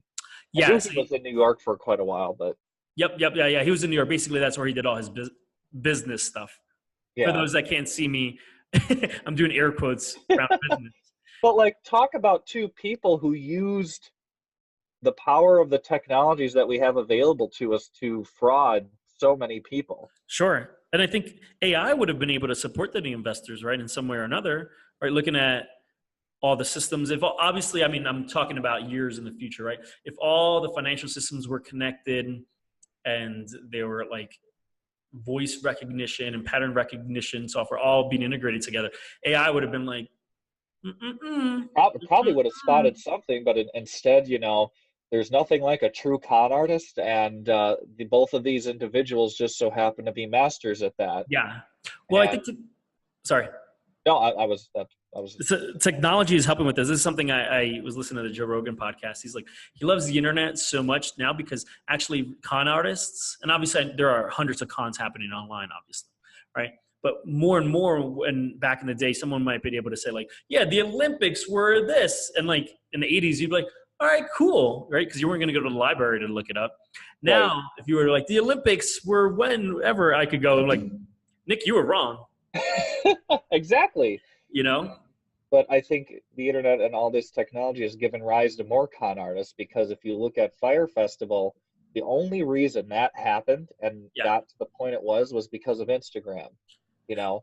Well, so yes and no. So I give a bunch of speaks. Oh, you do? Yeah, on the Fire Open it up. Festival. Let's talk about it. So actually, it wasn't successful. So per the sales deck that they have, they wanted to sell 40,000 tickets. They sold 8,000 tickets. Actually, So when we talked last, you did mention this to me. Okay, I'm sorry. Yeah, no, please, it's totally fine. So I've done a lot of research on them. I actually do influencer marketing now, and my background's in social media. So, but they weren't successful. That's one of the biggest misconceptions. And I could actually share I'll share their sales deck with you. Yeah, please do. He said It's we're gonna hit funny. 40,000 tickets. Yeah, well, that's cool to know because in either of those documentaries, they were just focusing on, the influencer marketing campaign and what Sure. it actually did to get people there. They didn't actually Yeah. say how many tickets they sold and what. No, I didn't go into that, right? Because that's not as sensational, right? That's not as No. cool. Like they actually failed, right? So social media and influencer did get people there, Right. 100%. But even if you analyze their social media strategy and their influencer marketing strategy, like someone with a couple of months of experience could have done way better. Which is funny because fuck Jerry's the one that did it. Yeah, do you know this about Netflix though? They were the producers on that. After watching both of them, I learned that fuck Jerry was the one who produced the Netflix one, and then I was like looking back at the Hulu one, and I'm like, that would explain why the Hulu one was like really raw and factual and did not seem so entertainment-y compared to the Netflix one. Yeah, and I love that you said that though too, because a lot of people come back against me. They're like, I don't like the Netflix one because they paid him to be on it. I'm like, but they didn't hold back. No. Like they asked them questions like, hey, you were a con artist, right? Pretty much, right? I'm paraphrasing. I don't remember exactly what they said. And he's just like, so whether they paid him to be on there or not, they didn't hold back. No, they didn't. And it was just, I was fascinated by the whole thing. I loved it, yeah. Which is why I think you'll really Documentaries. enjoy. Which is why I really think you'll enjoy this one. And Theranos because they do the same thing where they dive into the craziness that was Elizabeth Holmes and Mhm. the fact that she was able to get Crazy. $900 million in investor funding. Crazy. My friend, actually, one of my closest friends, and someone I collaborate a lot on marketing projects, he actually almost got a job there. I don't Really? remember why it didn't end up happening, but he actually just texted me, I think literally 2 days ago. He's like, thank God I didn't go there. Yeah. And it's just crazy because you see like they have these massive buildings and all this equipment, and then Oh, yeah. when they go down, it's just everything's an empty shell at that point, you know? I mean, it doesn't exist anymore, and all those people lost their job. It's just it's crazy that the lengths that somebody will go to prove to themselves that something's working when it really isn't. And Yep. Elizabeth Holmes, she was like Fortune's Woman of the Year. Oh, I know she was everywhere. She was on the cover of all these different magazines. She met the president. She was meeting billionaire investors. Like, talk about somebody who had the most legit network I think I've ever seen. Ever. But yet she was running one of the most fraudulent companies, in my opinion, since Enron. Yeah, it's crazy. What's interesting though about the Fire Festival thing I don't know when I'm going to release this podcast, but actually on Tuesday of this week, I'm recording a podcast with someone who actually worked. He runs an agency Oh that yes! actually Oh worked my on God! there. So cool. So it's going to be interesting to see. But I do think that AI could have helped somewhere here in the future. And obviously, I can't put the horse before the cart or the cart before the horse, but I do think that AI could have played a part, at least by seeing where the money was going and what was definitely coming out of it. And even from a marketing perspective, AI is helping so much. I love AI and when it comes to marketing because I see the impact that it's making for me as a marketer, for clients I have. One of the biggest things that I'm seeing right now, what I'm mostly interested in as Leo, the marketer and the consultant, is I love that AI gives me recommendations. I'm not at the point in marketing where I would want the AI or I think the AI is really good enough to just do it for me. But I Right. like that it gives me options or it gives me the ability to think about things Yes. And differently. I don't know if I filled you in, but I too am a marketer at heart. Yeah, yeah. So, for me, it's even the simple tools like Grammarly. Like, I love I Grammarly. didn't discover Grammarly. I don't even know why until recently, but like it's changed how I write my content now because Yeah. it catches things that, and we all go through, our schooling and we think like, oh, I know English, but then you're typing and Grammarly catches something you're like, oh yeah. Yeah. This is passive. I'm like, Yeah, what?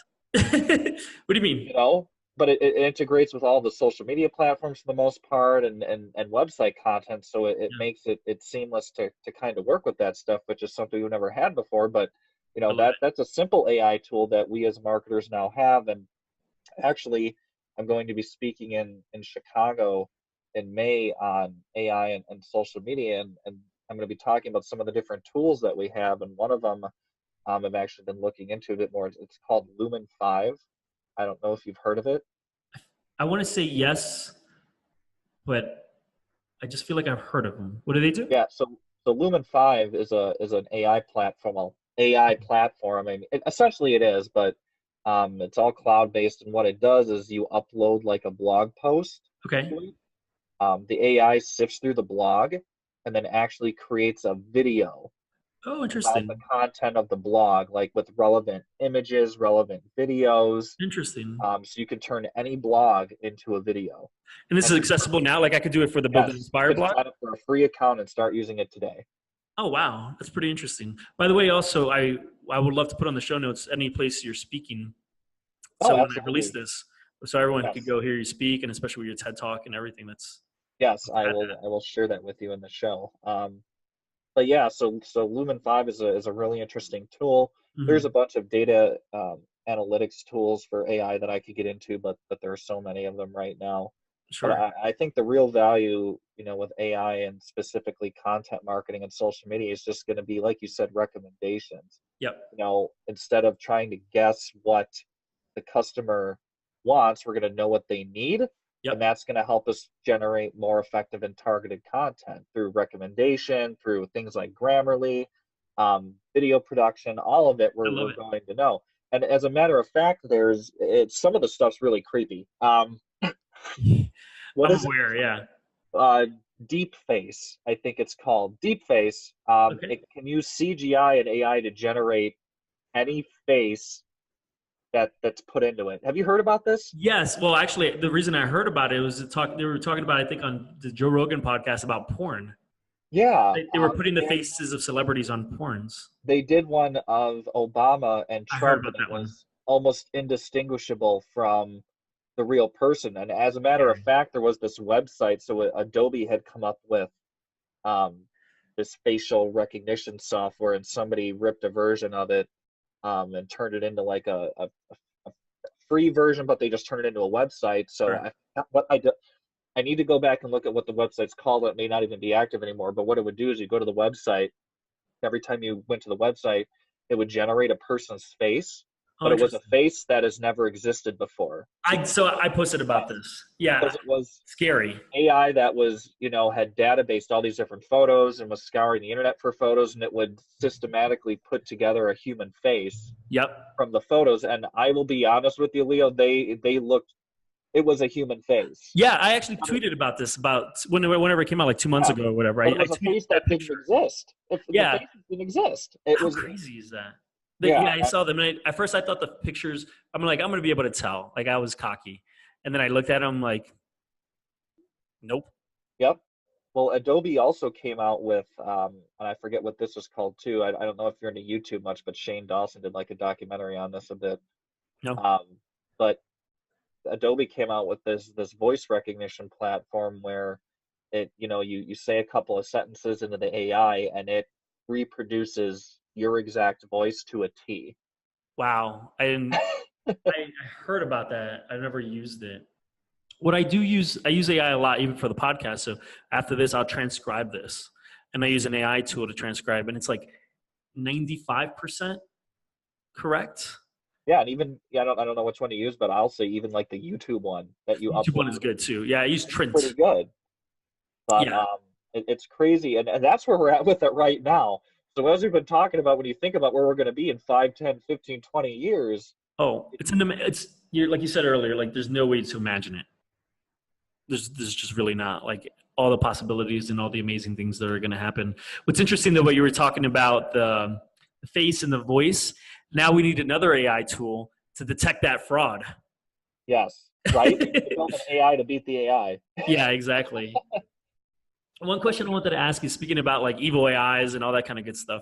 One of my most popular tweets for a long time was one when I was like asking people what the good robots were that they loved in movies, because everyone loves to talk about Terminator. Everyone loves to talk about all these other terrible AIs. Do you have a favorite good robot from movies or TV? Oh boy, that's a question. Wall-E was a pretty good robot. Wally was good. My favorite, and I don't know if you know it, but it's Johnny Five. No. You don't know Johnny Five from Short Circuit? All right. I'll put it on the show notes too, and I'll send you a link to the movie. I can't talk for the movie. Obviously, I saw when I was younger and when I was a little kid, so I'm not saying it holds up, but that was my favorite. Yeah. No, Yeah. I'll look into that one. I'm trying to think of some more. That robot from iRobot with Will Smith. I can't Yeah. remember what The one its that name. helps him at the end, actually, the one that fights the other AI. Right, that one Yeah. was he was pretty good. I'd like to say the robot from Ex Machina, but I can't say that if you've seen the movie. I did. I did. That's the one where he had her like in the basement or something. Yeah, and then she Yeah. ultimately, I won't spoil it for people if you haven't seen it, but the ending is pretty interesting. I can't really call her a good. Oh, I know it too. But how long ago was it? Because I think spoiler alert rules are gone. What? How, Okay, if it's like more than three? Is it more than 3 years old? I think so. All Yeah, right, we could it's talk about it. 3 years He was ago. the robot, the guy, right? Wasn't like No, actually, so they were trying to do the Turing test on uh who was the guy from the who's the guy who in the new Star Wars movies that um I know you're talking about. the I guy can't think of who his name either. He was like the CEO, right? Oscar Isaac. Yes, yes. So Oscar Isaac was the CEO of that company, and he brought that guy in from his company to do It the was like a Turing coder. Yep. test on the AI robot he built. But in reality, they were going through this whole process to determine if it was sentient and everything. And at the ending, the AI and the robot, I forgot what the name was. Forgive me, but she was playing him the whole time so she could escape. And then she Ah, ultimately at the end or she stabbed killed, him or something. yeah, Yeah. she killed Oscar Isaac, and she locked um, the guy who was doing all the testing in like this secured room so he couldn't get out. I don't know what I was thinking Crazy. then. I don't know. I was just making up endings, but I did see it. That is Super good movie, and I didn't expect it to be that good. I heard good things, but I was like, this is probably the most accurate depiction of what this could be like than sure. anything I've seen. Or her. Do you like Yeah. her? Oh, her with Joaquin Phoenix. To be honest, I've never actually sat through the whole movie. Yeah, I Um, couldn't tell you specifics, but I do remember it being like just very interesting. yeah, the one video that I use in a lot of the talks I give is 2001: A Space Odyssey with the HAL 9000. I've seen many clips, but I actually never saw that. Funny enough, even though I use it in my talks, I also have not sat through the whole movie. But Yeah, I always reference the HAL 9000 because in 1968, that was the first exposure that the public had gotten true. to quote unquote robot or AI Yeah, that could be sentient, and the exposure they got was something that wanted to kill all of us. I remember that. I remember there's that famous scene where they're like covering their mouths or something like that because it Yeah. knows that Yep. the eyeball. That Yep. was so well shot. Like, It was, and actually interesting enough, and I share this in my talks too, that movie directed by Stanley Kubrick has actually been inducted into the Library of Congress as a part of our cinematic history. It is wow. regarded as one of the greatest movies ever made. So how come we haven't seen it? We need to watch I know, something. right? You actually need to sit through it, but kind of circling back, so the HAL 9000 was the first thing that a lot of people saw when it came to AI and robotics. So Mhm. throughout our culture here, through the past 20, 30, 40, 50 years, Yeah, people have this notion that AI is just this bad thing, because when you set the stage with something like that, I mean, what are you supposed to think? So I always tell people, I'm like, this is what pop culture says it is, and I'm going to blow your mind with what it actually is. yeah, and how much actually is there already around us? Exactly. Yeah. So if a company, let's say a B2B company, let's just focus on that for a second. If a B2B company wanted to start an AI tomorrow, what would be your recommendation? And it could be maybe hiring your company or a company like yours. Yeah, I would say, don't just jump into it. That's the worst thing you could do, because, you know, even though these tools seem so prevalent right now, and they're popularized and everybody knows they exist, unless there's an actual reason that you're going to use it, then it may not be practical for you. So I would recommend, sitting down with an internal team first and deciding, okay, here's the pain that we're trying to solve. Is this something that AI or voice can actually help us fix for our customers? Interesting. Um, and I say customer in both B2B and B2C. Sure. Yeah.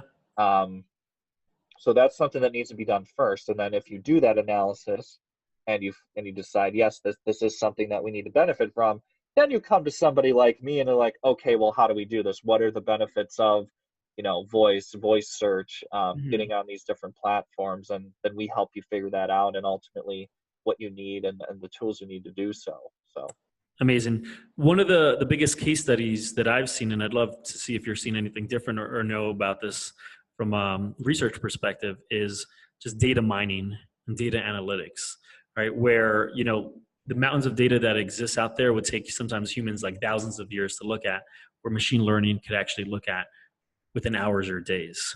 I think that's the biggest pain point I've been seeing from just being out there and working in this space. Is that something similar that you've been seeing, or? I mean, a bit. I would say the biggest pain points again are the people who are decision makers, Sure. don't really understand how it's going to make the money yet. Yeah. And what I try and sell, because now I like using the word sell too. What I'm Yeah. trying to sell is, you know, you don't really have a lot of use cases now of it generating. Here's the number from, here's one person using it, and here's how much money they brought in. Mhm. But the value is almost like social media, and that's where people are going to be spending their time. I see. The value is we have a one-to-one engagement with technology that we've Mhm. never had before, where in the past we've been, driving the technology to get to do what we want, but now we actually have a feedback loop that we can engage with. And, when you're constantly top of mind for somebody, when they go to use your product or service or have to make a purchasing decision, you're probably going to be the one that they think of. That's So fair. from a voice standpoint, little kids, there's a lot of different studies coming out now about how little kids interacting with Alexa and Google Assistant, how that's changing their brain chemistry and how they view technology. Yeah. Little kids who are going up to TVs thinking that they can talk to it. Yeah. I've seen And kids why? swipe TVs. Yes, and why Yeah. shouldn't they think that? Yeah. Because it's So, everywhere. what I'm saying is, if you're able to be a part of that technology early on from that very young development, and if that child is already interacting with your brand as a young kid, think of the brand loyalty that's going to create as they True. become an adult. Think of how that's going to change their purchasing decisions as they become Interesting. older. And even adults too, when they're using, for example, Tide has a stain remover app for Alexa. um, you know, Tide is constantly giving you results on how to carry out something, how Mhm. to fix a stain. When you go to the grocery store, that's just how human psychology works. Sure. If you're constantly already interacting with somebody and you see the brand that you've been interacting with, you're more than likely going to go with that brand. Yeah. You Yeah. know, and that's the sell that I've been giving, is until we get those concrete numbers, this is the value. And I know it probably doesn't seem apparent right now, but it will. Yeah. Uh, and I the other agree. sell I'm giving is the way we search for things is going to fundamentally change. By 2020, 50% of all search is going to be over voice. So my other sell is, you need to start optimizing your content on the web and how Hmm. you produce content in general for searchability over voice, because that's only going to grow. Yeah. There's going to be a huge, huge market for voice search in general. And I would almost bet on it that, Alexa and Google and Cortana are going to start leveraging paid voice search, because Yeah. the difference between a search engine results page versus voice is you get a list of how many different search results on Google or Bing. Well, with Hmm. voice you get one shot. Yeah. um, Interesting. so in essence, it's going to be even more difficult, and it's going to even be more important and specialized that you rank first Of consistently. course. Yeah. Right. Because I'm feeling lucky button. Exactly. And companies are going to pay out the ass for this, because that's the goal right now, is to always be the first in a search listing. Yeah. So everything that, those of us in the voice community and, what I'm working on, it's a waiting game right now. We're trying to produce as much content as we can and make Hmm. our names known, because when the time comes, and it will come, Yeah. we're going to be the people that organizations think of first to Sure. hop on board. And I was just chatting with my friend Scott today, and he was talking with somebody, and the most recent estimate is that voice is going to be a $300 billion industry in the next 5 years. Wow. Wow. Um, Yeah, so it's not going anywhere at all. Obviously, I don't know. I don't know if anybody ever thinks that it is going to go away, but no, this definitely isn't a not. fad, people. This is here to Yeah, stay. I tell people that too. They used to always ask me like blockchain and AI. Those are like the two questions I used to get when it came to like my technology talks or even teaching. And I'm like, blockchain is changing the world, but that's probably more of a fad than Yeah. AI. AI is all around us right now. Yep. Going to change everything. It's changing everything now. Like, And I not know going a away. fair amount of blockchain too, and I think you're right where we're at right now with it. It's a lot of fadness. Yes. I think as more people hop into the space and actually begin to leverage it for important things like smart contracts, and as it embeds itself Sure. more in the financial Yeah. institutions, I think we'll finally see it take hold. But I would agree with you right now. I think the crypto thing kind of blew it out of proportion, and people are trying to bring the pieces back together for what it actually was meant to be. Agreed. And not to belittle blockchain at all. I do know I realize like for like documents and social proof and transactions, and there are places across the world that could definitely benefit and will benefit from blockchain. But like AI is like, I'd say like this blockchain is changing the world, and I know people can't see me that are listening to it, but like a little bit lower, and then all of a sudden like AI is like 100 times higher than that as far as like what the impact is. Yes, absolutely. Because at the And end like, of the day, actually, once you have AI and you have a sophisticated AI system that can verify everything, you actually don't need blockchain. Is that a fair statement? I would say so. I Yeah, think there's aspects of blockchain that aren't going to go away, because I think there's just something about that cryptography that was developed sure. that no one else can replicate. But I do think you'll have a lot of check and balance AIs and different things monitoring various systems and stuff as we move forward. But Yeah. yeah, I think as you and I have been talking about, that this stuff is here to stay. And if you're one of those people who are resisting the change and are thinking, I want it to go away, it'll go away. It's not. Yeah, it's not. Yeah, 100%. The age of technology is upon us, and it's only going to get larger and quicker. Yes, I mean it's the fastest ever. Right? Technology has never changed or progressed as fast as it is today. No, and It's only getting faster. have you heard of Moore's law? Yeah, with the processing law, like the Yeah. processor will get faster. Yep. Every 2 years, we double the amount of transistors in a microprocessor, and Yeah. I like to play a little game when I give my talks, and I'll do this with you. So, Please. given the ratio of, from when Intel was founded in 1965, where we were at with microprocessors, let's apply that same principle to the automotive industry if they held constant. So, if the automotive industry held constant to Moore's law in terms of microprocessors, the first question is, what do you think the average miles per gallon would be for a vehicle? Oh, interesting. I think it'd be like significantly lower, like cents for you to be able to go ahead and fill up your tank. Or like, what would the average MPG, like I'm talking in like 30 MPG, 60 MPG, what do you think that would be? Oh, I see. Which that is a question too, but I'll get there. Sure. Oh, the pricing? Yeah. Yeah. I guess they go hand in hand a tiny bit. So I definitely think that you'd be able to go, I don't even know the numbers to be honest, but a heck of a lot longer on a lot less gas, right? Because cars came out in like 1910. Right. We're in 2019 now. So Yeah. on like a drop of gas, you'd be able to go 1,000 miles. Oh, you are cold as ice, as formerly said. 2 million. 2 million. 2 Wow. million miles per gallon. Wow. What do you think the average speed would be in terms of miles per hour that a car could go? Oh, interesting. Average speed. I mean, my brain already goes into like thinking of infrastructure and human capability of being able to go that fast. But I don't know, like let's say definitely faster than a plane, like definitely faster than bullet trains that exist now. And I think the bullet trains are probably like 500 miles an hour. So we'd be definitely up in the thousands, but based on the other answer, I'm probably wrong. Throw out a number. 1 million miles an hour. Okay, you're actually really high on that one. It's actually 300,000 miles per hour. Got it.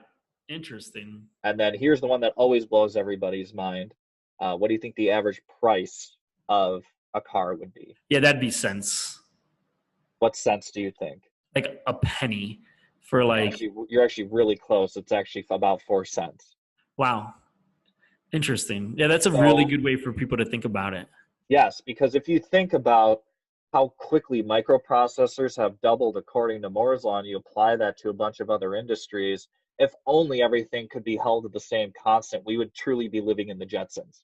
Yeah, that's true. But also, I feel like I read something the other day that law doesn't even apply anymore. Oh, no, we're actually, the prediction is either next year or 2021, we are going to actually cap out in Moore's law because we can't physically get any smaller than where we're at with current silicon chips. Interesting. Then that opens up a world into quantum computing that we can talk about some other time there. That's some mind-blowing stuff. Oh, I can imagine in quantum computing. They're working on some really insane things with that, but interesting. Yeah, we're due to actually, because Moore's law predicted infinite growth, which is funny that infinite growth, only took 50 years to cap out. Yeah. Well, for those listening, I think, and you could correct me if I'm wrong, I think quantum computing is that right now we live in binary ones and zeros that exist at any given point. Either a 1 or a 0 exists. On, off, on, off, on, off. Quantum computing, 1 and 0, on, off could exist simultaneously, right? Simultaneously and anywhere at any given moment in space and time. Interesting. Love it. So well, that's for another deeper podcast. Like you said, that could be a whole other topic. The one thing that I definitely wanted to make sure that we covered, though, was the idea and the thoughts about privacy. So with this always being on, the Xbox Live, when that came out, or not Live, sorry, but the Xbox, I forgot what it was called.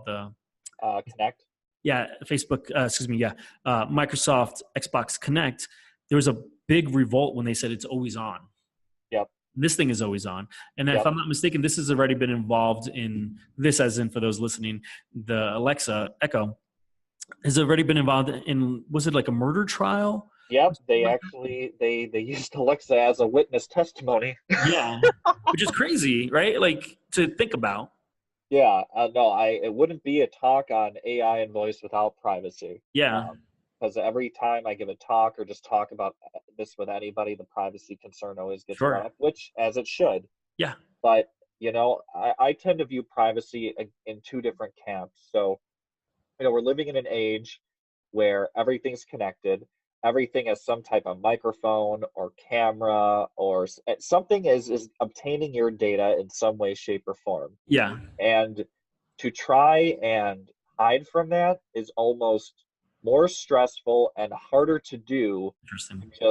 And I really hate to use this word, just resigning to the fact that that's just how it is. Sure. No, you're right. I mean, that's like me saying I don't want to use cars or something, back in the day. Right. That's just how it is. And unfortunately, we have to just trust the people who have created the tools that they will do the right thing, even though I know it doesn't seem like it lately. Sure. And we will stumble. We will. We absolutely will, and we have. But there truly is no way to be 100% private in 2019. Anybody, anywhere, can access anything that they want to. Sure, you're right. Heck, Nothing the is military has impenetrable. satellites that could look at anybody in the most rural All right. in the world. Nothing is impenetrable. There will always be some way to get into something. And that's just how it is. So when we bring up the privacy concern, that typically is my response. And people usually go, yeah, I guess I never thought of it that way before. Sure.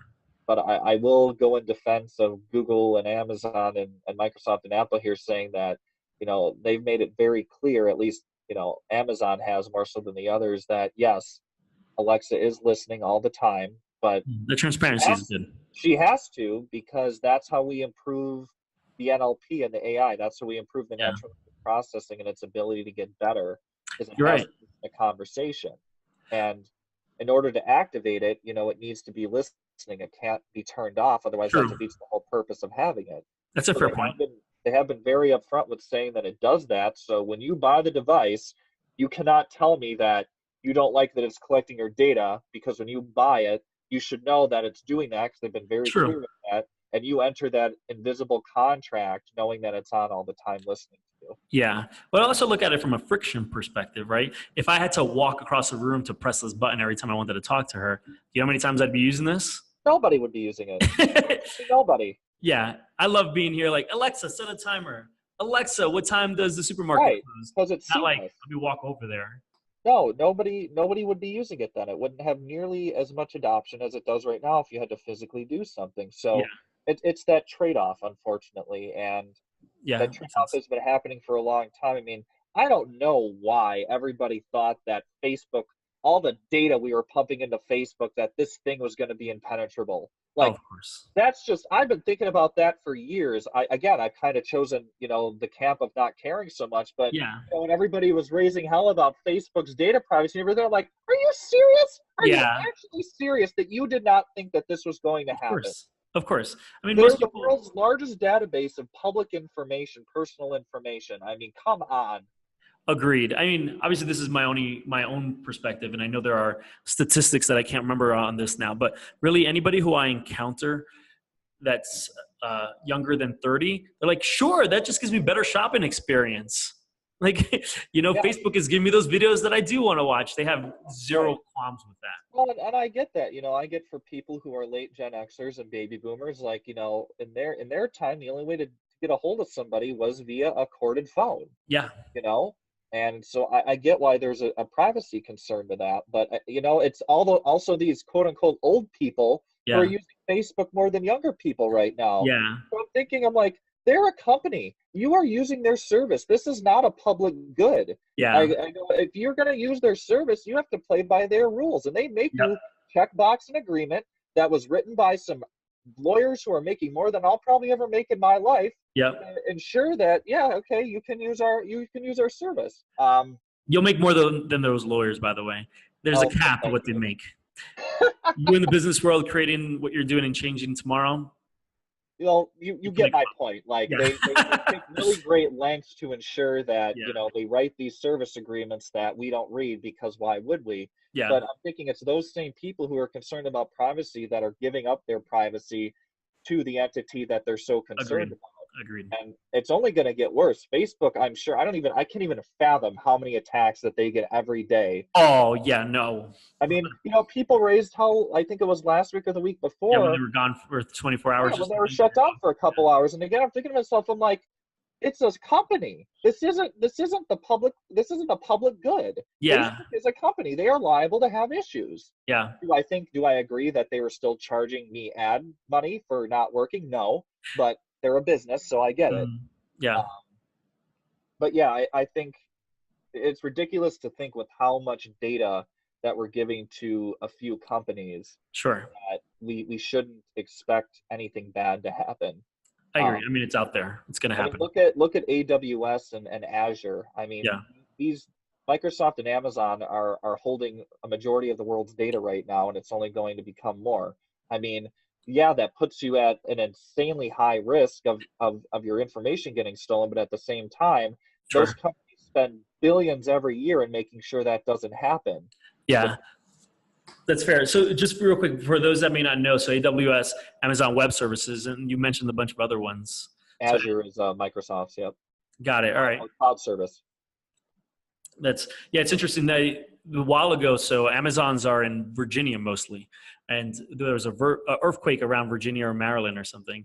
And that's the one time, I think it was like 2-3 years ago, that Netflix was really down. Yeah, no, I believe it. And that's the risk we run too, is when we start storing all of our data in these cloud centers. Yeah, they have fail safes, but to me, that isn't the safest thing either, because now all your data is with this one company. And yeah, their shit goes down, then you're kind of screwed. Agreed, but it's also funny how analog it really all is, though.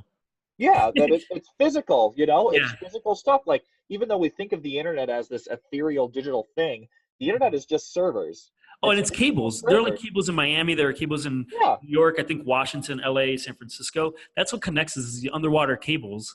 Yes. They're constantly fixing them. People don't know that. No, it's cables, it's server space. It's still being run on a physical system. I don't know if we'll ever get beyond that, to be honest. Yeah, I mean, what else? We're getting the supernatural there. Yeah, but I mean, this stuff is liable to break. Of course. I think everybody should just count their blessings and be happy that we've gone this long without any major catastrophe. Yeah, agreed. Everybody thinks that, okay, the Cambridge Analytica thing with Facebook was like the worst thing that could ever happen. There are far worse things that could have happened. Or that can happen, or that are happening. Yeah, we don't know what we don't know. Absolutely. Like, there are things that are unimaginable that are happening right now. Exactly. And so, yeah, we bring up the whole privacy thing, but it's just, we can't live our lives thinking that we're going to try and escape our devices and our technology from collecting data on us, because data is the new oil. It's more valuable than oil than money. And that's just how it is.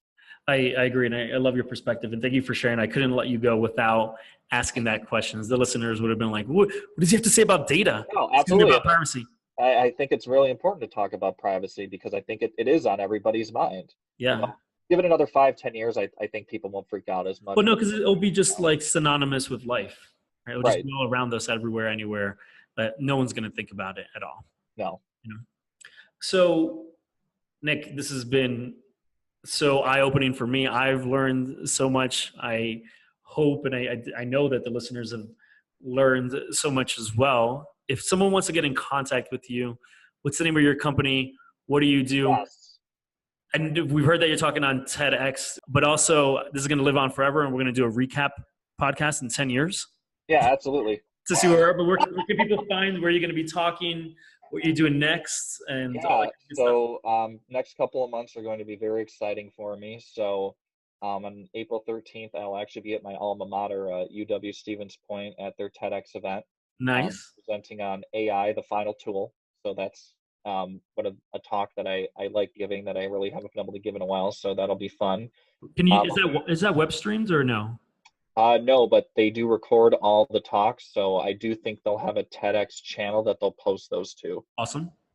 In May, I will be at Social Media Strategy Summit Chicago, talking about voice and AI. Kind of how what the current tools are available, that type of different stuff, how that's changing data analysis for marketers. I'm going to be at a local event in Stevens Point, Wisconsin in May. In Nice.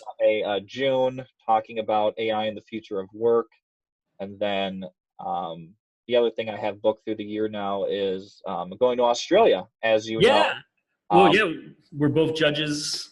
yep, Leo and I are both judges for the Social Media Marketing Institute's Hmm. Social Media Marketing Awards. Yep. So I will be going down to Australia to actually be presenting at the summit that they That's going to have be amazing. on the same day. So I am very excited about that. And I got a couple other proposals out there. One is actually Voice Summit, just happening in Cool. New Jersey in Oh, July. congratulations to you and everyone Yeah, else in so Jersey. I got a proposal out for that. So we'll see if that comes through. Otherwise, yeah, the next couple of months are going to be kind of busy in terms of speaking. So. Amazing. And what does your company do? What's the name of the company? I don't think I never had a chance to ask it. After all the conversation we had, I don't think we've touched on that other. Yes, so No. my company is called RedFox Creative. So we help brands connect with people through emerging technology, and right now that is specifically tailored towards voice and AI. Mhm. So as Leo mentioned, my website currently I'm undergoing some construction with that. It will be a lot more tailored and centered on what I'm doing now. Mhm. The best way to get a hold of me actually is on LinkedIn. Okay. Uh, Connect with me on LinkedIn, send me a message. I am a LinkedIn-aholic. And I don't know, speaking of LinkedIn, I don't know if I shared this with you. So that video I posted, not last Friday, but the Friday before, about me getting accepted to TEDx, Yep. um, 17,000 views. I was gonna actually say, it kept popping up, and I'm like, Uh, this is doing really, really well. So yeah, congrats on that. it was trending for a bit, 17,000 Congrats. views. I really don't know what made it a unicorn post. Wow. I've been trying to figure it out, but some things just happen, I guess, right, in the Well, social media world, 100%. as you Well, know. yes, and as well deserved, man. Like people need to hear what you're saying. I think so many people are going to have the opportunity to learn. So I'm glad that Yeah, happened. so LinkedIn, and then my email too, and I am more than happy to share this, is Nick, Nickm, at redfoxcreate.com. I am also addicted to my email. If you reach out to me via email, I will more than likely respond. And, a lot of people have different views on the whole, can I pick your brain thing? And you Sure. know, I found that, you never should turn anyone down from a meeting, because Agreed. I'm 100% with you. you never know what's going to happen. So I'm always open to, a phone call, a Zoom meeting in person if you're local. So please don't hesitate to reach out to me. That is being the best human and the best ROI. The people can't see, but I'll put it in the show notes. This is a book exactly 100% on that. Give and Take by Adam Grant. I'll It's add that to my list. it's about the more you give, the more benevolent you are, the better you're going to do. Yes, and Even if you're a millionaire or billionaire, it doesn't matter. As a we're human, all in this, exactly. I view that we're all in this together to share knowledge and help each other out. And I've had so many people who literally are so good at what they do, like yourself, who they have no reason to reach out to me or no reason to give me the time of day, but yeah, they do.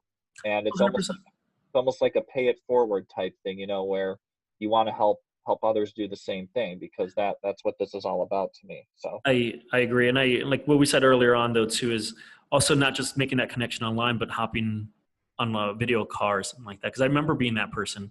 I remember being like 19.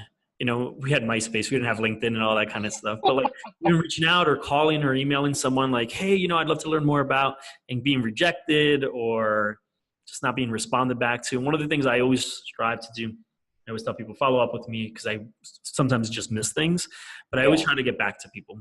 Even yes, if same uh, here. I'm hiring for a team, I try my very best to respond to every single person applying. And sometimes it's very difficult. Obviously, scaling it is very difficult, but I try to respond and I try to give reasons as to why they don't get hired. I don't like those automated messages or anything Yep. like that. So I'm in your boat, No, and I appreciate you yeah, sharing that with my listeners. I think that's fantastic. That's how you handle that. And yeah, and being in the speaking ring, I've encountered a lot of different speakers who, they have a lot of really valuable things to say, Sure. but they're so focused on the money aspect of it. So there's so many who are like, well, I don't do anything that's not paid, Same. which I get, but at the same time, like, if you're, in my opinion, if you are truly a good speaker and you're in it for more than just the money, For evangelizing, right? you will also do free stuff because that shows you actually care about helping people and spreading knowledge, and that's what this is all about. And Agreed. I think, something I always tell people too is don't be afraid to reach out to somebody. I mean, we are lucky enough to live right now in a world where you can literally get in touch with anybody You're if right. you want to. Yeah. And I always go back to LinkedIn. If you're listening to this and you are not active on LinkedIn, you get yourself a profile and Amen. you start engaging and posting content, because like I said at the beginning of this, 70% of the opportunities that have come my way over the past year and a half have been because of LinkedIn. Yeah. And reaching out to people I thought were interesting, and then we form a friendship and build a Amen. relationship. And one of the greatest mentors that I have in my life right now is because I met her in person, but then reached out to her on LinkedIn. Wow. And That's amazing. It's so powerful. The other thing I would just add to that to people and to share with people, I'm like, don't be afraid to follow up. yeah, Because I always tell people, like, message me, I will try to get back to you, but life happens, right? Yep. So I'm like, follow up with me. Like, you're not going to bother me. And if you are bothering me, I can mute you. Or if you're bothering someone else, they could mute you. You know what I mean? Like, follow up. You never know what the other person is going exactly. through. So But don't try once. last piece of advice I'll give when it comes to reaching out to people is make sure when you do reach out to somebody, it's a shared value experience. Agreed. It's one thing to be like, okay, I want to learn from you and I want to do this, but what is something that you can provide, whether that's, physical or intangible, to the other person as a mutual value, because that's only going to enhance the relationship that much more. And, I can't tell you how many messages I get on LinkedIn lately of people just trying to we've been saying the word sell, but I mean sell. Like, I've never met you, I've never talked with you, but yet you're pitching me your product or service. It's like, I don't roll that way, Yeah, especially exactly. not on this platform. I'm not going, either I'm going to remove you as a connection, or I'm just never going to talk to you. Yep. Agreed. So do not do that. You had a post. Did you have a post on that the other day? I did, and that actually got like a lot of engagement too, because I think everybody's getting sick of it. But yeah, truly, if you're active on LinkedIn and you find somebody you want to talk to, reach out to them. Yeah, add value. Say what you can bring to the table for them, and I guarantee you they will accept an offline meeting with you. Beautifully said. Brother, I appreciate you. I appreciate everything you're doing, and I appreciate you for being on this. No, thank you for having me. This is fantastic. Honestly, I haven't done too many podcasts, but out of the ones I have been on, they haven't been this much fun because it was just so unstructured and train of thought, and that's what I love. I love it so much. I appreciate you saying that, because I have had feedback where people are like, well, I don't want to come on because you don't have a set questions. I think that's the best way.